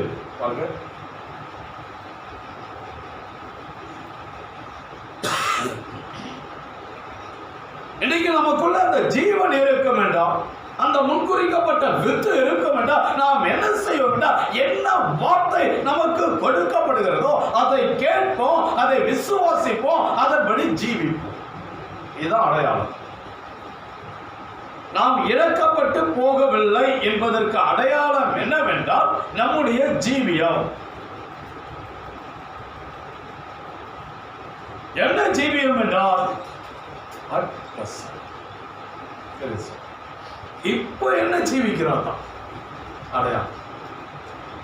இப்போ நம்முடைய ஜீவியம் என்ன, இந்த அறைக்குள் நம்முடைய ஜீவியம் என்ன, இதுதான் அடையாளம். நம்ம இழக்கப்பட்டு போகவில்லை என்பதற்கு அடையாளம். இந்த நாளிலே இந்த செய்தியை யாரெல்லாம் கேட்டார்களோ அவருடைய ஜீவியம் என்ன, அதுதான் அடையாளம். இழக்கப்பட்டு போகவில்லை என்பதற்கு அதான் அடையாளம். இந்த நாளிலே நம்முடைய வாழ்க்கை நாம் முதலாவது தேவனுடைய ராஜ்யத்தையும் அவருடைய நீதியும் தேடுவோம் என்றால் நாம் இழக்கப்பட்டு போகவில்லை. இந்த நாளிலே நாம் உலகத்துக்கு முக்கியத்துவம் கொடுப்போம் என்றால், நம்முடைய சுய அறிவுக்கு முக்கியத்துவம் கொடுப்போம் என்றால், உலக காரியத்துக்கு முக்கியத்துவம் கொடுப்போம் என்றால், நம்முடைய மாம்சம் மனசு விரும்புகிறதை செய்வோம் என்றால் நாம் இழக்கப்பட்டவர்கள் அந்த லிஸ்ட்ல இருக்கு. அதுதான் ஆண்டவர் சொல்றாரு, அவர் எனக்கு தந்தவைகளில் ஒன்றையும் நான் இழந்து போகாமல். முன்குறிக்கப்பட்ட வித்துக்களை சொல்றாரு, ஒன்ன கூட இழந்து போக.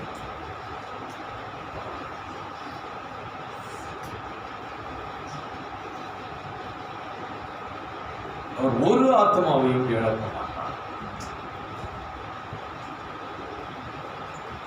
இன்னைக்கு நாம் அவருடைய வார்த்தைக்கு கீழ்ப்படுகிறோம் என்றால், ஐயா நாம் இழக்கப்பட்டு போகவில்லை. இன்னைக்கு ஆண்டவர் அந்த நிச்சயத்தை நமக்கு கொடுக்கிறார். இன்னைக்கு அருமையான சகோதரி செய்தி கேட்கிற தேவ பிள்ளைகளே, இன்னைக்கு நான் இழக்கப்பட்டு போகவில்லை, நான் ஆண்டவருடைய வார்த்தையின்படி ஜீவிக்கிறேன், என்னுடைய வாழ்க்கையில முதலாவது தேவனுடைய ராஜ்யம் அவருடைய நீதி என்று நாம் சொல்லுவோம் என்றால் நாம் இழக்கப்பட்டவர்கள் அல்ல. நாம் பாதுகாப்புக்குள்ளே இருக்கிறோம், நாம் கிறிஸ்துவுக்குள்ளே இருக்கிறோம், நாம் மேகத்துக்கு உள்ளே இருக்கிறோம். சொன்னது போல நாம் மகிமையில் இருக்கிறோம், கிறிஸ்துவுடனே கூட உன்னதத்தில் வீட்டில் இருக்கிறோம்.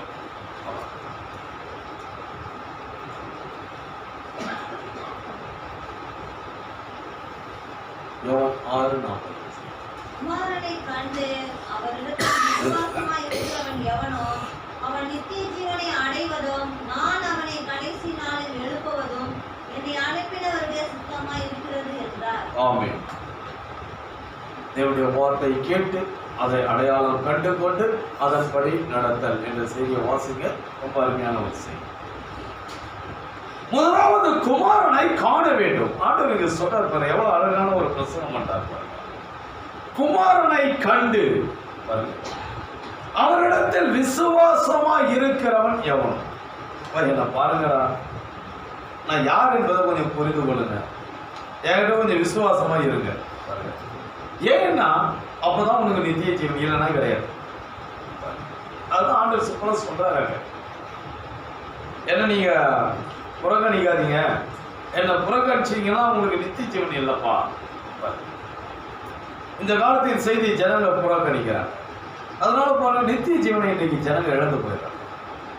எவ்வளவு ஜனங்கள் லட்சமான ஜனங்கள் போறாங்களா? ஆயிரமான ஜனங்க போறாங்க. ஆனா எல்லா ஜனமும் எங்கே போகிறார்கள் என்றால் கேட்டுக்கு போகிற வாசல் விரிவும் விசாலமா இருக்கிறது. அவருடைய ஜனங்க மந்தியா போயிட்டு நரகத்தில் விழுது. ஆனா ஜீவனுக்கு போகிற வாசலோ ஐயாங்க இடுக்கமா இருக்கு, குறுகளா இருக்கு. ரொம்ப கஷ்டப்பட்டு வராங்க. நம்ம வர வழியும் அப்படிதான் இருக்குது, நம்ம செய்தியும் அப்படிதான் இருக்குது. ரொம்ப குறுகளா இருக்கு, ரொம்ப கஷ்டப்பட்டு தான் நெருக்கமா தான் போகும்.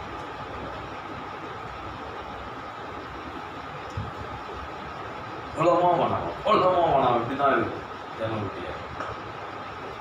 ரொம்ப கஷ்டமா இருக்கு. அதையும் நான் பார்க்கிற மாட்டேன் சொல்றாரு, என்கிட்ட கொஞ்சம் விசுவாசமா இருங்க, அப்பதான் உங்களுக்கு நித்திய ஜீவன் இல்லை, ஜீவன் இல்லப்பா. அவ்வளவு ஒரு அருமையான ஒரு பிரசங்கத்தை பண்றாரு.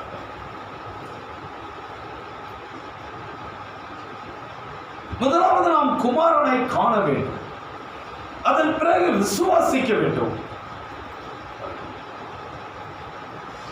இப்போது நாம் குமாரனை காண்பது என்றால் என்னவென்றால் அவரை நாம் புரிந்து கொள்ளுதல். முதலாவது இயேசு கிறிஸ்துவை நாம் புரிந்து கொள்ள வேண்டும். பார்க்கலாம், கண்ணால பார்க்கலாம், ஆனா அவர்தான் மேசியா என்பது புரிந்து கொள்ளும், அதுதான் காண்பது. அதன் பிறகு அவரை ஏற்றுக்கொள்வது. பாருங்க, முதல்ல பார்க்கணும், புரிந்து கொள்ளணும், அதன் பிறகு அவரை ஏற்றுக்கொள்ளும். அதான் ஆண்டவர் சொல்றாரு, அப்போ முதல்ல என்ன கொஞ்சம் புரிஞ்சுங்கடா, நான் யாருன்றதை புரிஞ்சுங்கடா, அதுக்கப்புறம் என்னை ஏற்றுக்கொள்ளுங்கடா. நீ புரிஞ்சுக்கிறா தானடா ஏற்றுக்கொள்ளும். புரியாமலே நீ வந்து என்ன உலகம் சொல்லியே, புரியாமலே நீ வந்து என்ன பெயர்சபிள்னு சொல்லிடுறியே, புரியாமலே என்ன வந்து நீ வந்து அதிகரிசன் சொல்லிடுறியே. உன்ன மாதிரியே நிறைய பேர் வந்துட்டாங்க இது முன்னாடி. அப்படி இயேசு கிறிஸ்துவருக்கு முன்னாடி தன்னை இயேசு கிறிஸ்துவாக அநேகர் வந்து சொன்னாங்க. அதனால இன்னைக்கு மனுஷன் அன்றைக்கு யூதர்கள் என்ன பண்ணாங்கன்னா அதே போலதான் இவனும்.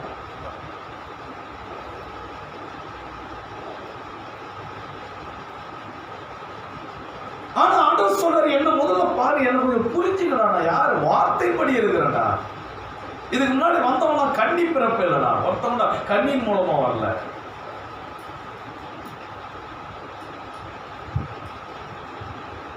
எல்லாமே தாய் தாப்பன் மூலமா பிறந்தோம்.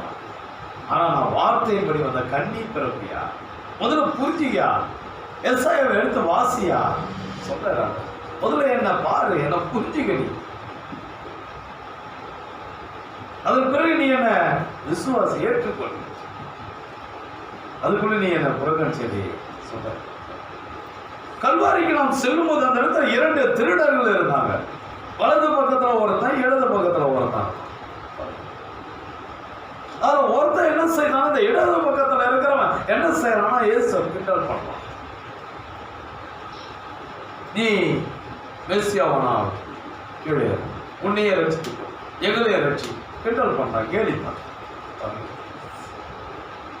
சரிக்கிறான் அந்த வேதனை. ஆனால் அதுல ஒருத்தர் என்ன செய்கிறான் என்றால் அவர் மேசியா என்பதை, அவர் ரட்சகர் என்பதை கண்டு கொண்டான். அதுதான் இங்க ஆண்டவர் சொல்றாரு, குமாரனை கண்டு.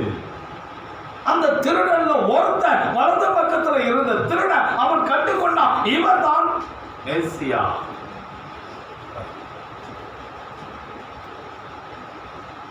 இவர்தான் உலகத்தின் பாவத்தை சுமந்து தீர்க்கிற தேவாட்டு குட்டி என்பதை அவன் கண்டு கொண்டான், புரிந்து கொண்டான்.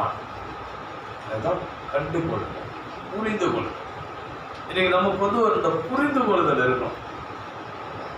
இதுதான் ஜீவன், வேற ஜீவனே கிடையாது. நம்முடைய வாழ்க்கையில நம்ம ஆண்டவருக்கு தான் முதலிடம் கொடுக்கணும், அதை புரிந்து கொள்ளும்.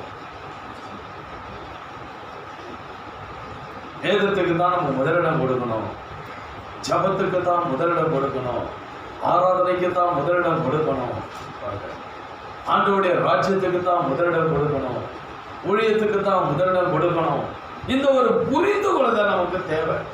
ஏனென்றால் அதுதான் ஜீவன். அதுதான் நமக்கு ஐயா ஆசீர்வாதம், அதுதான் நமக்கு சமாதானம், சந்தோஷம்.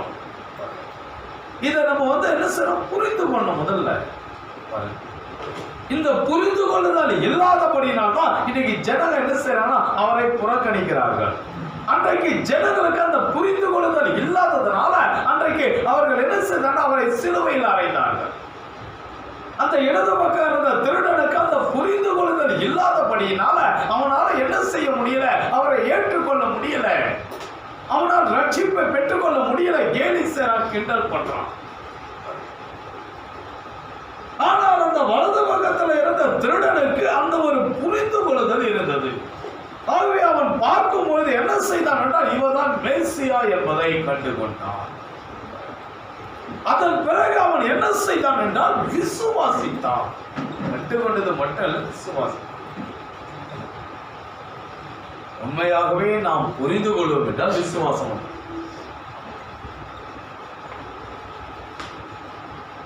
ஆகவே அவன் என்ன விசுவாசித்தான் என்றால், ஆண்டவரே நீதான் ராஜாதி ராஜா, நிச்சயமாய் நீ என்ன செய்வீர், ராஜ்யத்துக்கு வருவீர். உம்முடைய ராஜ்யம் நிலையான ஒரு ராஜ்யம், உம்முடைய ராஜ்யம் அழிவில்லாத ஒரு ராஜ்யம், உம்முடைய ராஜ்யம் பரிசுத்த ஏதேன். ஆகவே அவனுக்கு அந்த புரிந்து கொள்ளுதல் இருந்தபடியால் அவன் என்ன செய்தான்னா அவரை விசுவாசித்தான். உம்முடைய ராஜ்யத்துல அடியனை கொஞ்சம் நினைத்தேன். ஏனென்றால் அவனுக்கு புரிந்து கொள்ளுதல் மாத்திரமல்ல, விசுவாசம். நிச்சயமா இவர் ராஜ்யத்துக்கு வருவார்.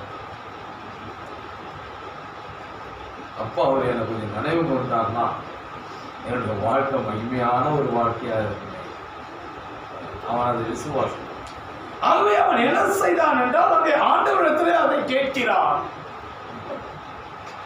நாம் பார்க்கிறோம், அவன் முதலாவது அவரை கண்டால் அதன் பிறகு அவன் என்ன செய்தான் என்றால் அவரை ஏற்றுக்கொண்டான்.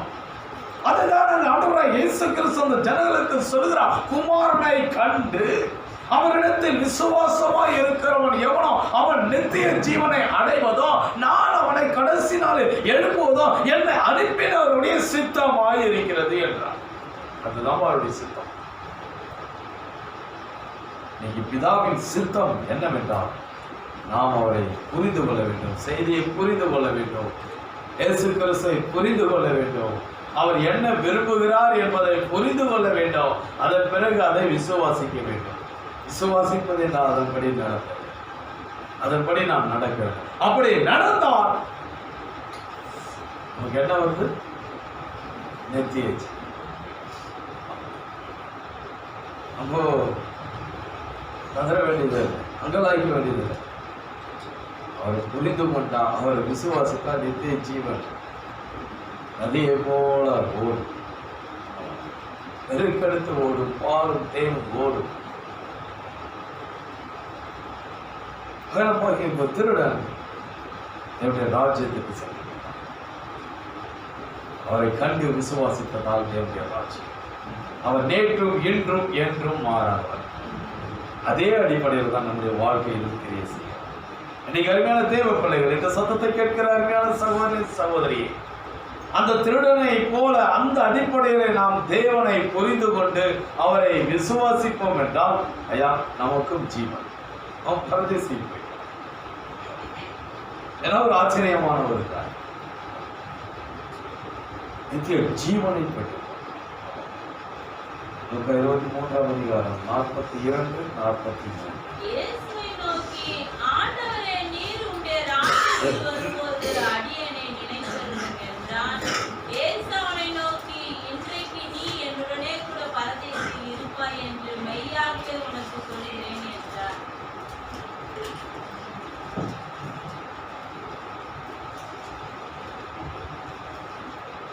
நாம் பார்க்கிறோம், அவன் நித்திய ஜீவனை பெற்றுள்ளான், முடிவில்லாத ஒரு வாழ்க்கையை பெற்றுள்ளான்.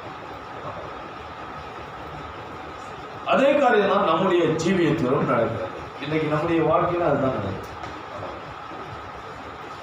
விதமான ஒரு புரிந்து கொள்ளுதல் நமக்கு இருக்கும் என்றால் நாம் என்ன செய்வோம் தான் ஆண்டவரை அதிகமாய் நேசிப்போம்.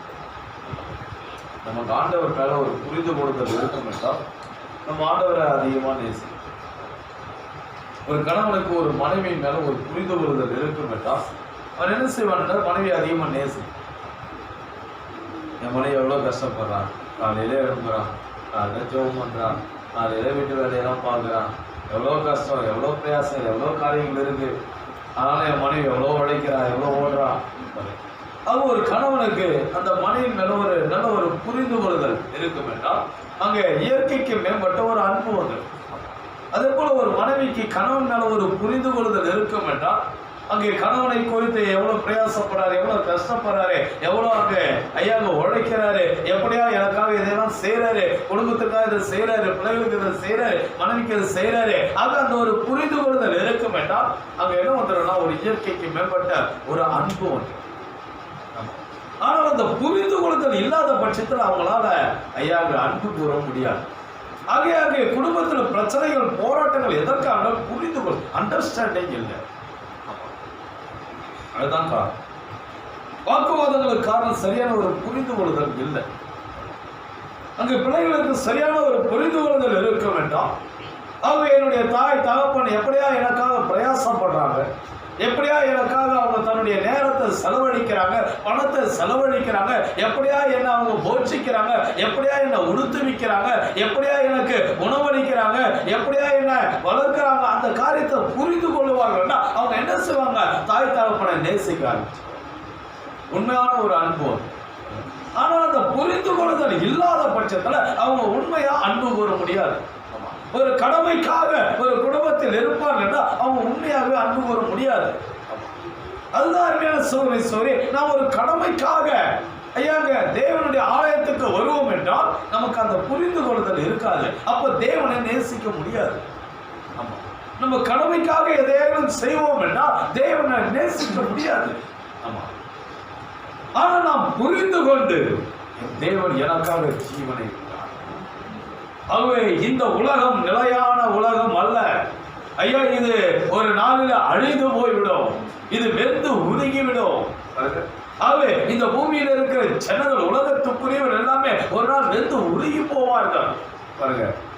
ஆகவே அந்த ஒரு காரியம் நாம் அறிந்திருப்போம் என்றால், புரிந்து கொள்ளுதல் இருக்கும் என்றால், அந்த பேதுரு ஐயா அந்த நிருபத்தை நாம் புரிந்து கொள்வோம் என்றால் ஐயா அந்த பூமி எப்படியா வெந்து உருகும் என்பதை நாம் அங்கே அறிந்திருப்போம் என்றால் நம்ம என்ன செய்ய மாட்டோம்? இந்த பூமியை நேசிக்க மாட்டோம், இந்த நிலத்தை நேசிக்க மாட்டோம், இந்த பொருளை நேசிக்க மாட்டோம். ஆமா, நம்ம என்ன செய்வோம் என்றால் ஐயா ஆத்மாவை குறித்த ஒரு பாரம் வந்து, நம்ம என்ன செய்யணும்? தேவனை குறித்த, பரலோகத்தை குறித்த ஒரு பாரம் வந்துவிடும். அவை இது எப்பொழுது என்றால் அந்த புரிந்து கொள்ளுதல் இருக்கும் போது. ஆனால் அந்த புரிந்து கொள்ளுதல் இல்லாத பட்சத்தில் ஆண்டவரை நேசிக்க முடியாது. ஒரு ஆராதனை எவ்வளவு முக்கியமானது என்பதை புரிந்து கொள்ளுவோம் என்றால், தாவீது தேவனுடைய வாசற்படியில் காத்திருப்பதையே நான் வாஞ்சிக்கிறேன் அப்படின்னா, அதையே நான் விரும்புறேன் அப்படின்னா. ஒரு தகவலான் குருவிக்கு தேவனுடைய ஆலயத்தில் கூடு இருக்குது, அதை பார்த்து அவன் பொறாமைப்படுகிறான். ஆண்டவரே, எனக்கு நான் ஒரு தகவலான் குருவியா இருந்தா எவ்வளவு சந்தோஷப்படுவேன். ஏனென்றால் அது மகா பரிசுத்த ஸ்தலத்துக்கு உள்ளே சென்று அந்த இடத்துல கூடு கட்டி தேவனுடைய மகிமையில ஜீவிக்குது. ஆனா எனக்கு அந்த ஒரு சாக்கியம் இல்லையே. அவன் அதை வாஞ்சித்தான். அது ஏனென்றால் அவனுக்கு அந்த புரிந்து கொள்ளுதல் இருந்தது. ஆகவேதான் தேவனை அப்படியாய் வாஞ்சித்தான். இன்னைக்கு அருமையான சௌரே நமக்கு அந்த ஒரு புரிந்து கொள்ளுதல் இருக்க வேண்டாம். தேவனை குறித்து, தேவனுடைய ஆலயத்தை குறித்து, தேவனுடைய செய்தியை குறித்து, தேவனுடைய வார்த்தை குறித்து ஒரு புரிந்து கொள்ளுதல் இருக்க வேண்டாம். நாம் என்ன செய்யணும்னா தேவனை அதிகமா நேசி.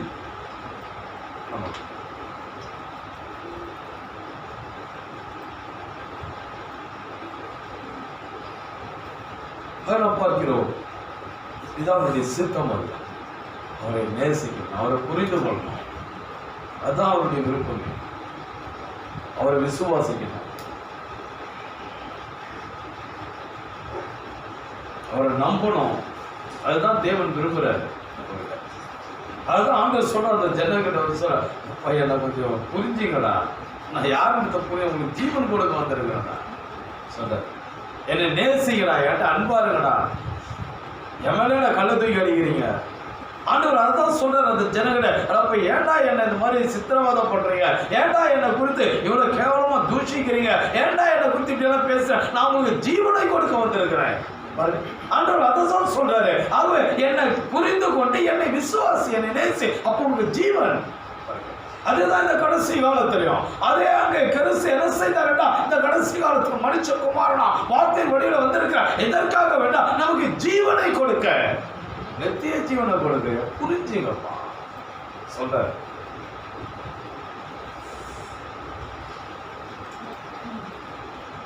பிரசங்கம் அதுக்காக தான், தேவனை புரிந்து கொள்.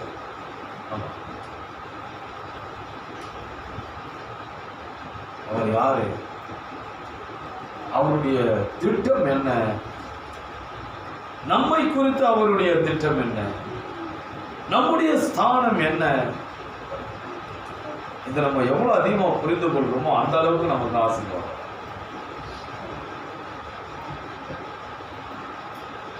சொல்கிறார், புரிந்து கொள்ளுதல் தான் அபிஷேகத்தை கொண்டு வருகிறது. நம்முடைய புரிந்து கொள்ளுதல் தான் என்ன செய்கிறது என்றால் அபிஷேகத்தை கொண்டு வருகிறது. நமக்கு அந்த புரிந்து கொள்ளுதல் இல்லை என்றால் அபிஷேகம் இல்லை.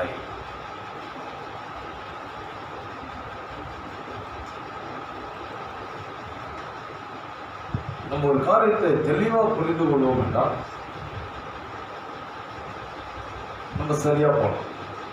ஆனா அந்த புரிந்து கொள்ளுதல் இல்லை என்றால், சரியான ஒரு புரிந்து கொள்ளுதல் இல்லை என்றால் நம்ம சரியா போக முடியாது, உறுதியா நம்ம நிற்க முடியாது.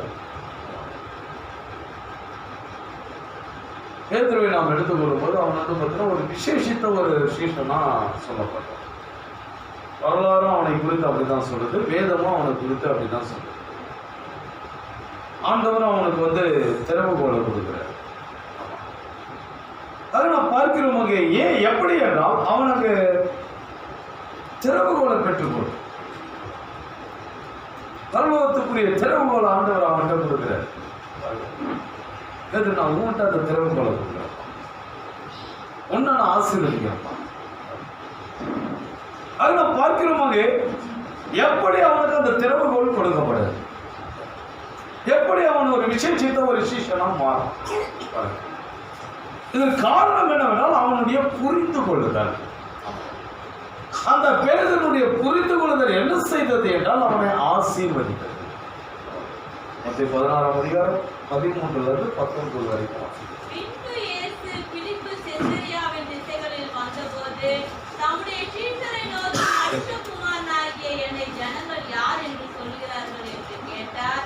அதற்கு அவர்கள், சிலர் உம்மை யோவான் ஸ்நானன் என்றும், சிலர் எலியா என்றும், வேறு சிலர் எரேமியா அல்லது தீர்க்கதரிசிகளில் ஒருவர் என்று சொல்கிறார்கள் என்றார்கள். அப்பொழுது அவர், நீங்கள் என்னை யார் என்று சொல்கிறீர்கள் என்று கேட்டார். சீமோன் பேதுரு பிரதியுத்தரமாக, நீர் ஜீவனுள்ள தேவனுடைய குமாரனாகிய கிறிஸ்து என்றான். இயேசு அவனை நோக்கி, யோனாவின் குமாரனாகிய சீமோனே, நீ பாக்கியவான், மாம்சமும் ரத்தமும் இதை உனக்கு வெளிப்படுத்தவில்லை, பரலோகத்தில் இருக்கிற என் பிதா இதை உனக்கு வெளிப்படுத்தினார். மேலும் நான் உனக்கு சொல்கிறேன், நீ பேதுருவாயிருக்கிறாய், இந்த கல்லின் மேல் என் சபையை கட்டுவேன், பாதாளத்தின் வாசல்கள் அதை மேற்கொள்வதில்லை. பரலோக ராஜ்யத்தின் திறவுகோலை நான் உனக்கு தருவேன். பூலோகத்திலே நீ கட்டுகிறது எதுவோ அது பரலோகத்திலும் கட்டப்பட்டிருக்கும், பூலோகத்திலே நீ கட்டவிழ்ப்பது எதுவோ அது பரலோகத்திலும் கட்டவிழ்க்கப்பட்டிருக்கும் என்றார். ஆமென். அதுக்கு நாம் பார்க்கிறோம், இங்கே இந்த பேதுரு ஒரு விசேஷித்த ஒரு சீஷனாக இருக்கிறான். எப்படி என்றால் அவனுக்கு ஒரு புரிந்து கொள்ளுதல் இருந்தது, தெளிவான ஒரு புரிந்து கொள்ளுதல். அவங்க எல்லாம் சொல்றாங்க, இவர் எலியாவா, இவர் தீர்க்கதரிசியா, இவர் யாரு, ஒருத்தர் ஒரு காரியத்தை சொல்றாங்க. ஆனா பேதுரு சொல்கிறான், நீர் கிறிஸ்து.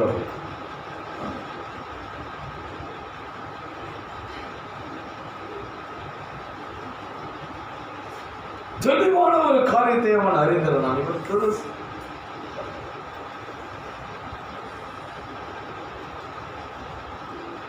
அந்த ஒரு வெளிப்பாடு அவனுக்கு இருந்தபடியா கர்த்தர் என்ன செய்தார் என்றால் அங்க அவனுக்கு அந்த திறவுகோலை கொடுக்கிறார், அதிகாரத்தை கொடுக்கிறார்.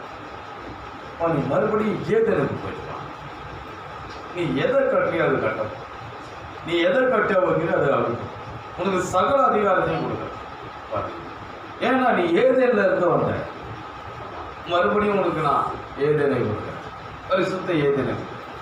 அங்கு ஆதாம் ஏவாள் அங்கே பாவம் பிரவேசிப்பதற்கு முன்பாக அவர்கள் எப்படி இருந்தார்களோ அதே ஸ்தானத்துக்கு நான் உன்னை கொண்டு போறேன். எப்படி என்றால் புரிந்து கொள்ளுதல். இந்த புரிந்து கொள்ளுதல் என்ன செய்கிறது ஏன்னா, ஐயா நம்ம சொல்லாத கட்டளை இடம் நிற்கும். ஆமா, அதுதான் அந்த சொல்ற இது திறவு போல கொடுக்கும். நீ எதை வேணாலும் செய்யலாம். 6ஆம் அதிகாரம் 68, 69. சீமோன் பேதுரு அவருக்கு பிரதியுத்தரமாக, ஆண்டவரே, யாரிடத்தில் போவோம்? நித்திய ஜீவ வசனங்கள் உம்மிடத்தில் உண்டு. நீர் ஜீவனுள்ள தேவனுடைய குமாரனாகிய கிறிஸ்து என்று நாங்கள் விசுவாசித்தும் அறிந்தும் இருக்கிறோம் என்றான். ஆமென். ஆகவே நாங்கள் விசுவாசித்தும் அறிந்து இருக்கிறோம். எங்களுக்கு நல்ல புரிந்து கொள்ளுதல் இருக்குது. நீர் யார் என்றால் ஜீவனுள்ள தேவனுடைய குமாரனாகிய கிறிஸ்து. அவன் நாங்க எங்க போக முடியும்? அவன் நாங்க உண்மை விட்டு எங்கேயுமே போக மாட்டோம்.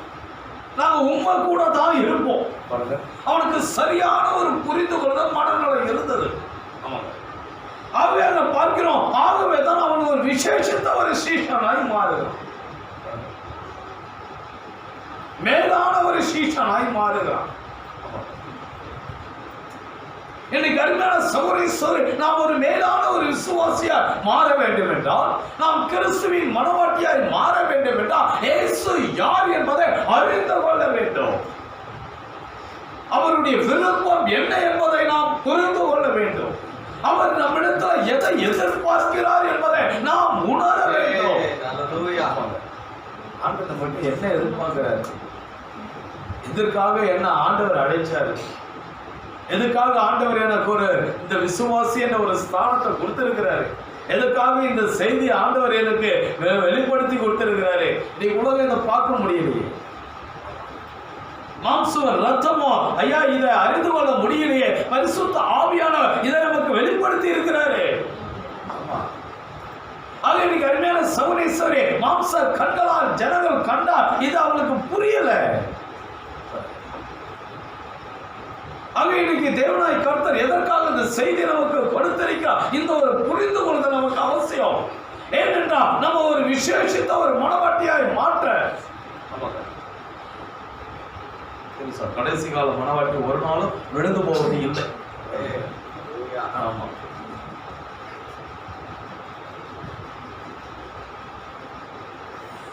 பழைய ஏற்பாட்டு மனவாட்டியை விழுந்து போனோம்.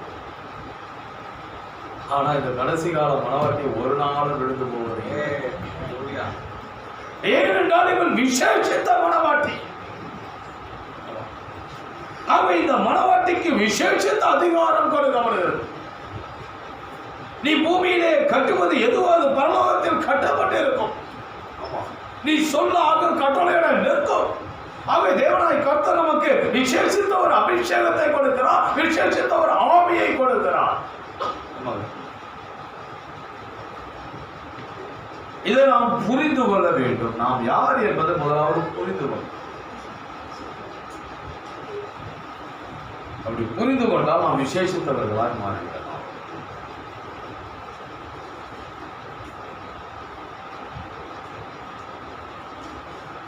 இந்த மணி நேரத்து செய்தியினுடைய நோக்கம் என்னவென்றால், இழந்து போனதை திரும்ப பெற வேண்டும். அதுதான் இந்த செய்தியினுடைய நோக்கமே.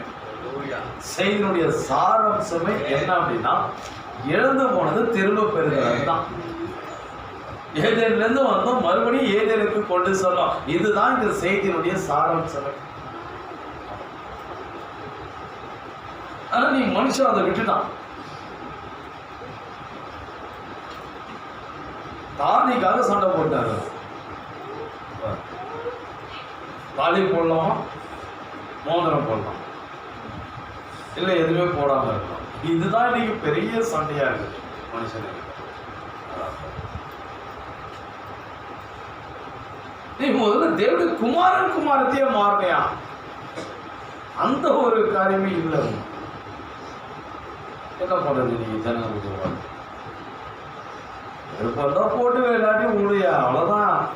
அவ்வளோ விருப்பம் நீ தாலியானா கட்டிக்க, தாம்பு வேறையானா கட்டிக்க, இல்லை மோதிரனா போட்டுக்கோ, 10 விரல்ல கூட போட்டுக்கோ, வலையதனா போட்டுக்கோ, எதனா போட்டுக்கோ.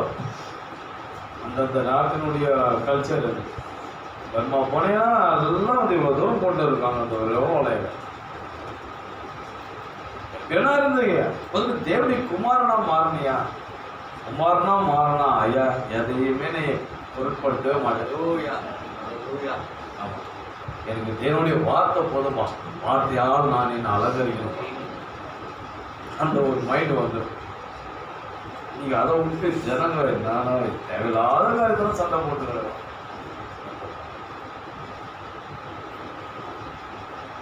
செய்தி நீ வந்து போச்சுன்னா இந்த போதரை பத்தி, அந்த போதரை பத்தி, இந்த போதரை பத்தி, இந்த போதரை, இதேதான் செய்தி.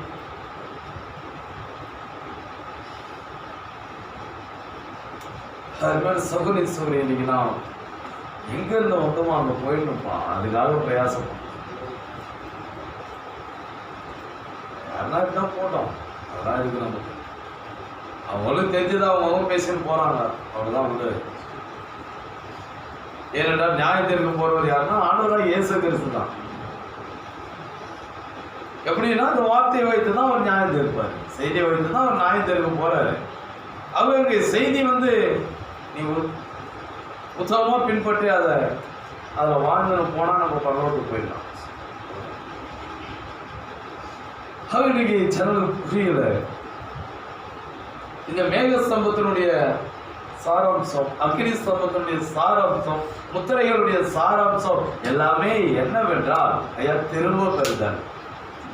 கர்த்தர் அவருடைய மனவாட்டி திரும்ப பெறு, அதுதான் அவருடைய நோக்கம். அதுக்காக தான் அவர் பிரயாசப்படுறாரு.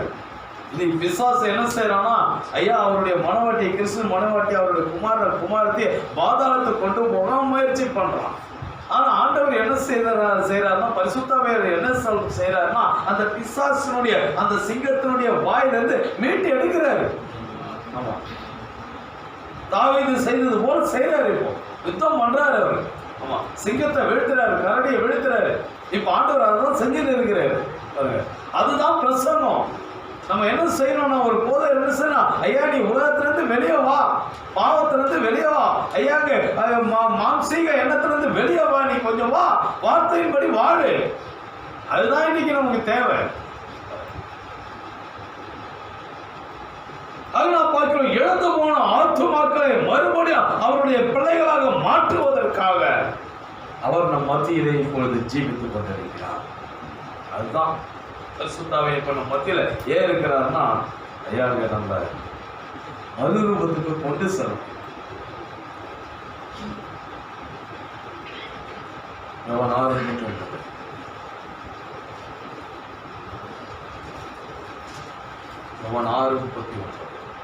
அவர் எனக்கு தந்தவைகளில் ஒன்றையும் நான் இழந்து போகாமல் கடைசி நாளில் அவைகளை எழுப்புவதே என்னை அனுப்பின பிதாவின் சுத்தமாய் இருக்கிறது. ஆமென். அது அங்க ஒண்ணு கூட இழந்து போக கூடாது. ஆண்டவருடைய விருப்பம் தான். அதுக்காக தான் அவர் இப்போது நம்ம மத்தியில வந்திருக்கிறார். நான் இழந்து போக கூடாதுப்பா எதையும். நான் ஒன்ன கூட இழக்க விரும்புறேன். அந்த ஆட்டுக்குட்டியானுடைய ஜீவ புத்தகத்தில் பெயரெழுதப்பட்டவர்களை அவர் ஒரு நாளும் எழுந்து போவது இல்லை. நம்ம மட்டும் ஆட்டுக்குட்டியான ஜீவ புத்தகத்தில் இருப்போம் என்றால், கிறிஸ்துவின் சரீரத்தின் ஒரு அவயமாய் இருப்போம் என்றால், வார்த்தையாய் இருப்போம் என்றால் ஐயா நம்மளை அவர் இழந்து போவது இல்லை.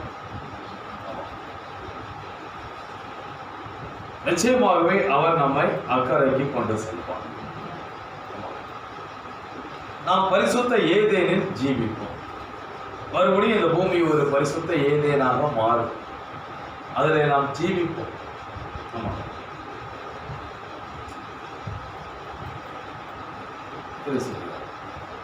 நம்மை எழுப்புவதே அவருடைய சித்தம். ஆண்டவருடைய சித்தம் நம்மளை எழுப்பணும். நம்ம வந்து உலகத்துல விழுந்து கிடக்கக்கூடாது, அதில் மறித்து கிடக்கக்கூடாது, அறிவில் சுய அறிவில் மறித்து கிடக்கக்கூடாது, சுய ஞானத்தில் மறித்து கிடக்கக்கூடாது. அவர் என்ன செய்ய வேண்டும் என்றால் நம்மளை எழுப்பணும். அதான் அவருடைய சித்தம்.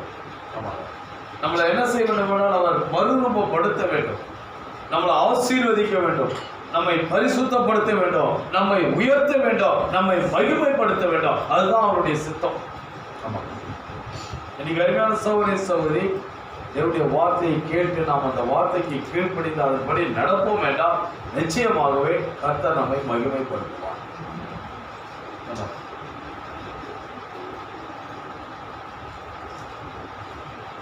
ஆகவே நாம் செய்ய வேண்டிய காரியம் என்னவென்றால் முன்னோக்கி செல்ல வேண்டும். நம்ம பின்னாடி பார்க்கவே கூடாது. நேற்றைய தினத்தில் எப்படி இருந்தது அதை பார்க்கவே கூடாது. இன்னைக்கு நீ எவ்வளவு முன்னேறி இருக்க, இன்னைக்கு நீ எவ்வளோ பார்வையில் போயிருக்கு, அதுதான் பார்க்கணும். அந்த வாழ்க்கையில பேக் ஸ்லைடே வர ஒரு நாள் கூட ஐயாக்கு ஒரு மணி நேரம் கூட பேக் ஸ்லைட் ஆகவே கூடாது. முன்னேறி போயிட்டே இருக்கும். பவுல் அப்படிதான் வாழ்ந்தான். அவன் என்ன செய்தான் என்றால் அது முன்னேறி போய்கிட்டே இருக்கான். எல்லாத்தையும் கிறிஸ்துவுக்காக நஷ்டமும் குப்பையுமாக அவன் எண்ணினான். பிலிப்பியர் 3ஆம் அதிகாரம் 10-11. இப்படி நான் அவரையும் அவருடைய உயிர்த்தெழுதலின் வல்லமையும் அவருடைய பாடுகளின் ஐக்கியத்தையும் அறிகிறதற்கும் அவருடைய மரணத்திற்கு ஒப்பான மரணத்திற்குள்ளாகி எப்படியாயினும் நான் மரித்தோரில் இருந்து உயிரோடு எழுந்திருப்பதற்கு தகுதியாகும்படிக்கு அவருக்காக எல்லாவற்றையும் நஷ்டம் என்று அவனுடைய முழு நோக்கமும் என்னவென்றால் அவனுக்கு ஒரு வெளிப்பாடு இருந்தது. அவன் வந்து பார்த்தீங்கன்னா உயிர்த்தெழுதல்ல தான் வருவான். அது அவனுக்கு வெளிப்படுத்தப்பட்டிருந்தது. ஆகவே அதை அவன் தெளிவாக புரிஞ்சிருந்தான். ஆகவே அவன் சொல்றான், நான் வந்து எப்படி ஆயிரம் உயிர்த்தெழுதல்ல வந்துடும். ஏனென்றால் எடுத்துக்கொள்ளப்படுதல் வந்து கடைசி காலத்துல தான் நடக்கும். ஆகவே இப்போ என் காலத்துல உயிர்த்தெழுதல் நடக்காது, எடுத்துக்கொள்ளப்படுதல் நடக்காது. ஆகவே நான் எப்படி ஆயிரம் உயிர்த்தெழுதல்ல வரணும், அதுதான் அவனுடைய நோக்கம். அதுக்காக அவன் என்ன செய்யறான்னா முன்னேறி போயிட்டே இருப்பான். அவருக்காக எல்லாவற்றையும் நஷ்டம் என்று எல்லாவற்றையும் நஷ்டமும் குப்பையுமாக எண்ணுகிறேன். அப்படி அவன் நினைக்க நான் வந்து எல்லாத்தையும் பரிபூர்ணம் ஆயிட்டேன் அப்படியெல்லாம் அவன் சொல்லலை. அப்படி அவன் நினைக்கவும் இல்லை. ஆகவே அவனுடைய நோக்கம் என்னன்னா, எதற்காக ஆண்டவர் என்னை எதற்காக பிடிச்சாரோ அதை நான் பிடித்துக் கொள்ளும்படி ஆசையாய் தொடர்கிறேன். சகோதரரே, அதை பிடித்துக் கொண்டேன் என்று நான் எழுதுவதில்லை. ஒன்று செய்கிறேன், பின்னானவைகளை மறந்து முன்னானவைகளை நாடி கிறிஸ்து இயேசுக்குள் தேவன் அழைத்த பரம அழைப்பின் பந்தய பொருளுக்காக. அதெல்லாம் பார்க்க இந்த பவுலுடைய வாழ்க்கை என்னவென்றால் அவன் முன்னோக்கி சென்று கொண்டே இருக்கான். பின்னாடி பார்க்கவே இல்லை. எல்லாத்தையும் நஷ்டமும் குப்பையுமா தான் என்றான். அவன் இந்த உலக வாழ்க்கை அவன் வந்து பார்த்தீங்கன்னா எதையுமே ஒரு பொருட்டாவே அவன் எடுக்கல. எல்லாமே அவனுக்கு வந்து பார்த்தீங்கன்னா நஷ்டம், குப்பை. இதெல்லாம் குப்பை வழி கிடையாதுப்பான். அவனுடைய அரண்மனை ஒரு குப்பை, அவனுக்கு இருந்த வேலைக்காரர்கள் குப்பை, அவனுக்கு இருந்த ஆஸ்தி எல்லாமே குப்பை, அவனுக்கு இருந்த படிப்பு எல்லாமே குப்பை, எல்லாமே குப்பை. அவனுக்கு என்னன்னா எப்படின்னா உயிர்த்தெழுதல்ல போயிட்டு பாருங்க. ஒருத்தர் வந்து அந்த கடைசி காலத்துல அவர் வந்து அந்த பிரதான தூதனுடைய சத்தத்தை முழக்கும் பொழுது நான் உயிர்த்தெழுதல்ல வந்தேன். அதுதான் அவனுடைய நோக்கம்.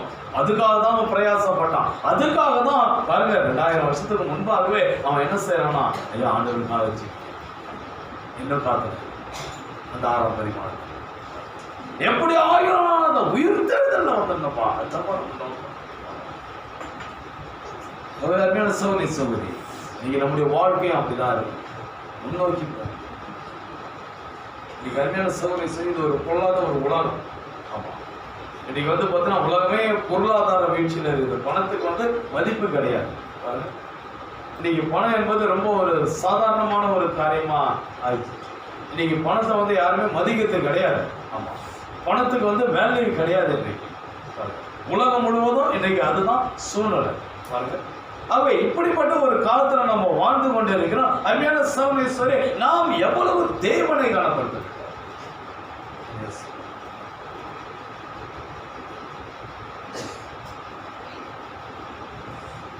அறிவில் இருந்த ஒரு உலகம்.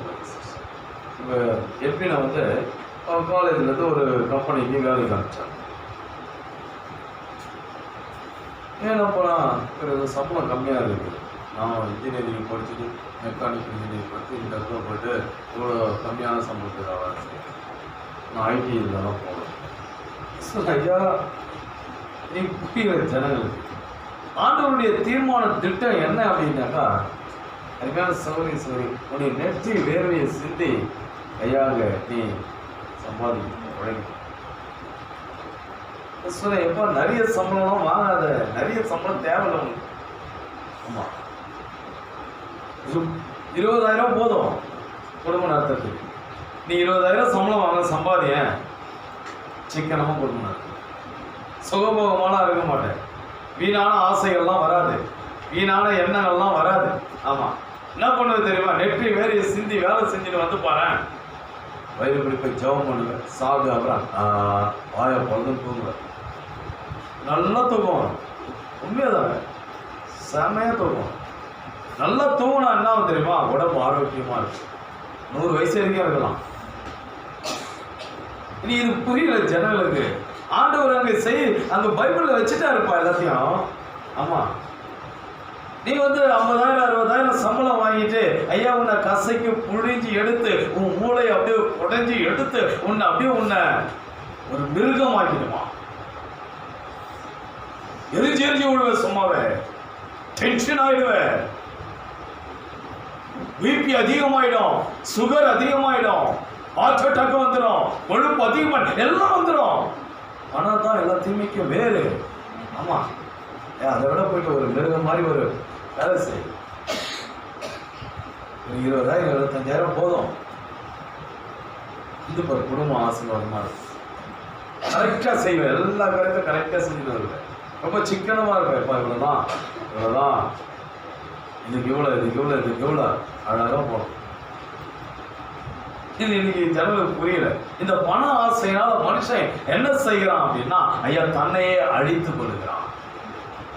ஆமா, அதனால ஐடியில் வேலை செய்யணும், தப்பாலாம் சொல்ல, நான் சொல்றேன், நான் என் பையனுக்கு ஆலோசனை கொடுக்குறேன். அப்பா நீ ஆசீர்வாதமா இருக்கலாம். ஆமா, நல்லா தூங்கலாம், தூக்கம் வர நல்லா கம்மியாக சம்பளம் வாங்கினா நல்லா தூக்கம் வரும். ஆமாம், உடம்பு ஆரோக்கியமாக இருக்கும். நல்லா தூங்குறவங்களுக்கு உடம்பு ஆரோக்கியமாக இருக்கும். அதுக்கு 12 மணி நேரம் 13 மணி நேரம் இல்லை, 5 மணி நேரம் 6 மணி நேரம் நல்லா தூங்கலாம், நல்லா ஆரோக்கியமாக இருக்கும் உடம்பு. அது நீ ஜனங்களுக்கு இது புரிய மாட்டேங்குது பாருங்க. ஆக அருமையான சகோதரிக்கு ஒரு புரிந்து கொள்வது இல்லை. இந்த உலகத்துல மனுஷன் என்ன செய்யறான்டா, ஐயா பணாசியம், பொருளாசியம், நிலாசியம், ஐயா அப்படியா மனுஷன் என்ன செய்யறான்னா, ஐயா பிசாசுக்கு அடிமைப்பட்டு தன்னை அழித்துக் கொள்கிறான்.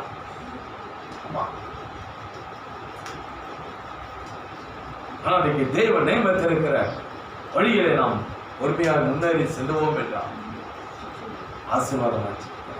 பவுல் என்ன செய்யறான், இதெல்லாம் குப்பப்பா,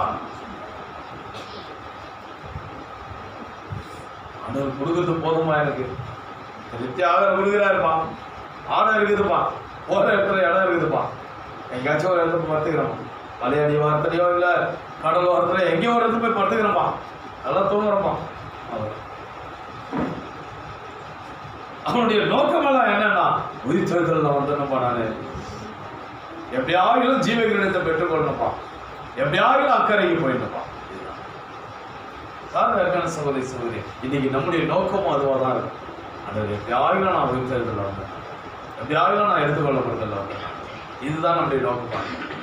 என்னுடைய காலத்தில் எடுத்துக்கொள்ளப்படுதல் இல்லை என்றால் நான் உயிர்த்தெழுதல் வந்தேன், எடுத்துக்கொள்ளப்படுதல் இருக்கும் என்றால் எடுத்துக்கொள்ளப்படுதல். இதுதான் நம்முடைய மைண்டா இருக்கணும், இதுதான் நம்முடைய நோக்கமா இருக்கணும். அப்படி நம்ம ஜீவிப்போம் என்றால் அருமையான சகோதரியே, ஐயா நாம் இழக்கப்பட்டு போவது இல்லை, இழக்கப்பட்டு போகவே முடியாது. ஆமா, ஆக இன்னைக்கு அருமையான சகோதரி நமக்கு சரியான ஒரு புரிந்து கொள்ளுதல் தேவை. ஆக ஆண்டவராகிய இயேசு கிறிஸ்து சொல்கிறார், குமாரனை கண்டு அவரிடத்தில் விசுவாசமாய் இருக்கிறவன் எவனோ அவனுக்கு அவன் நித்திய ஜீவனை அடைவான். ஆமா, முதல்ல அவரை புரிந்து கொள்ளணும், அவரை விசுவாசிக்கணும், அதுக்கப்புறம் நித்திய ஜீவன். ஆமா, நீ வெறும் வசனத்தை மட்டும் தான் நான் எக்ஸ்பிளைன் பண்ணேன், இன்னும் திருடைய வெளிப்பாட்டுக்கு நான் வரவில்லை. ஆக அடுத்த புதன்கிழமை நான் அந்த காரியத்தை கொண்டு வருகிறேன். அது அருமையான சகோதரியை நாம் ஆண்டவரை புரிந்து கொள்வோம், அவருடைய விருப்பத்தை நிறைவேற்றும், அவருக்கு பிரியமா ஜீவிப்போம். ஐயா அவர் நமக்கு ஜீவனை கொடுப்பார். நாம் ஜெபம் செய்வோம்.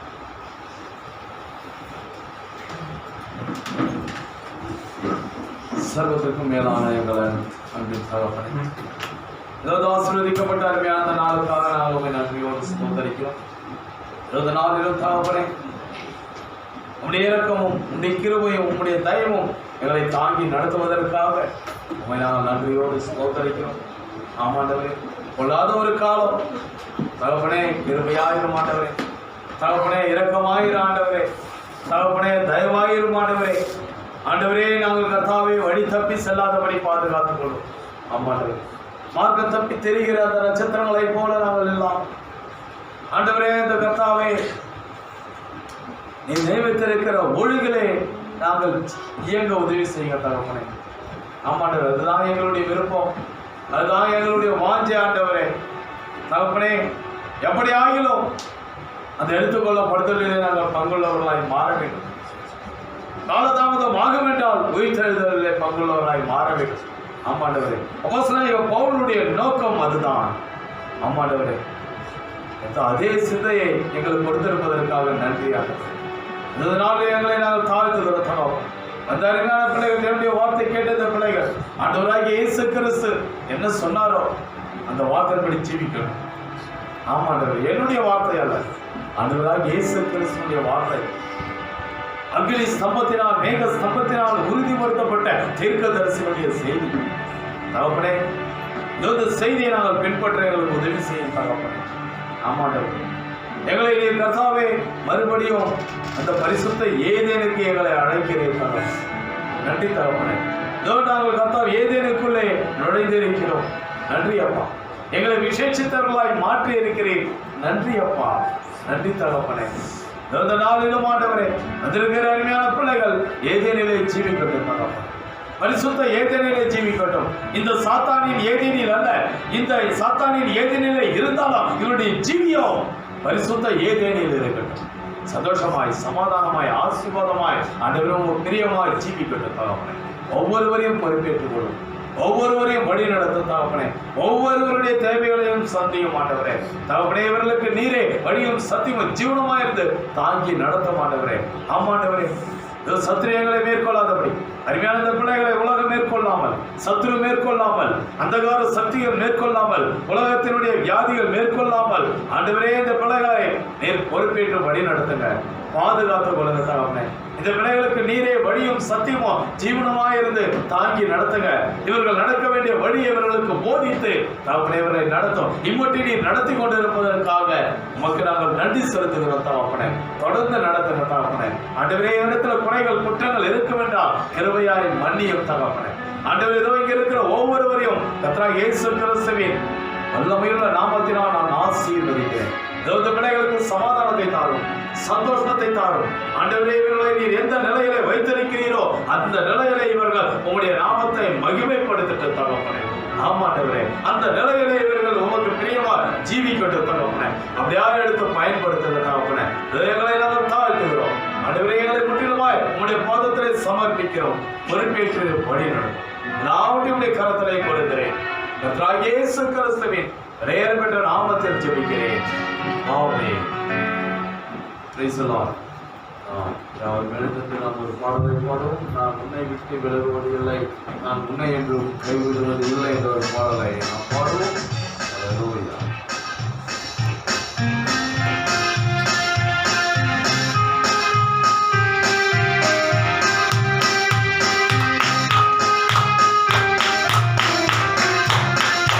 நான்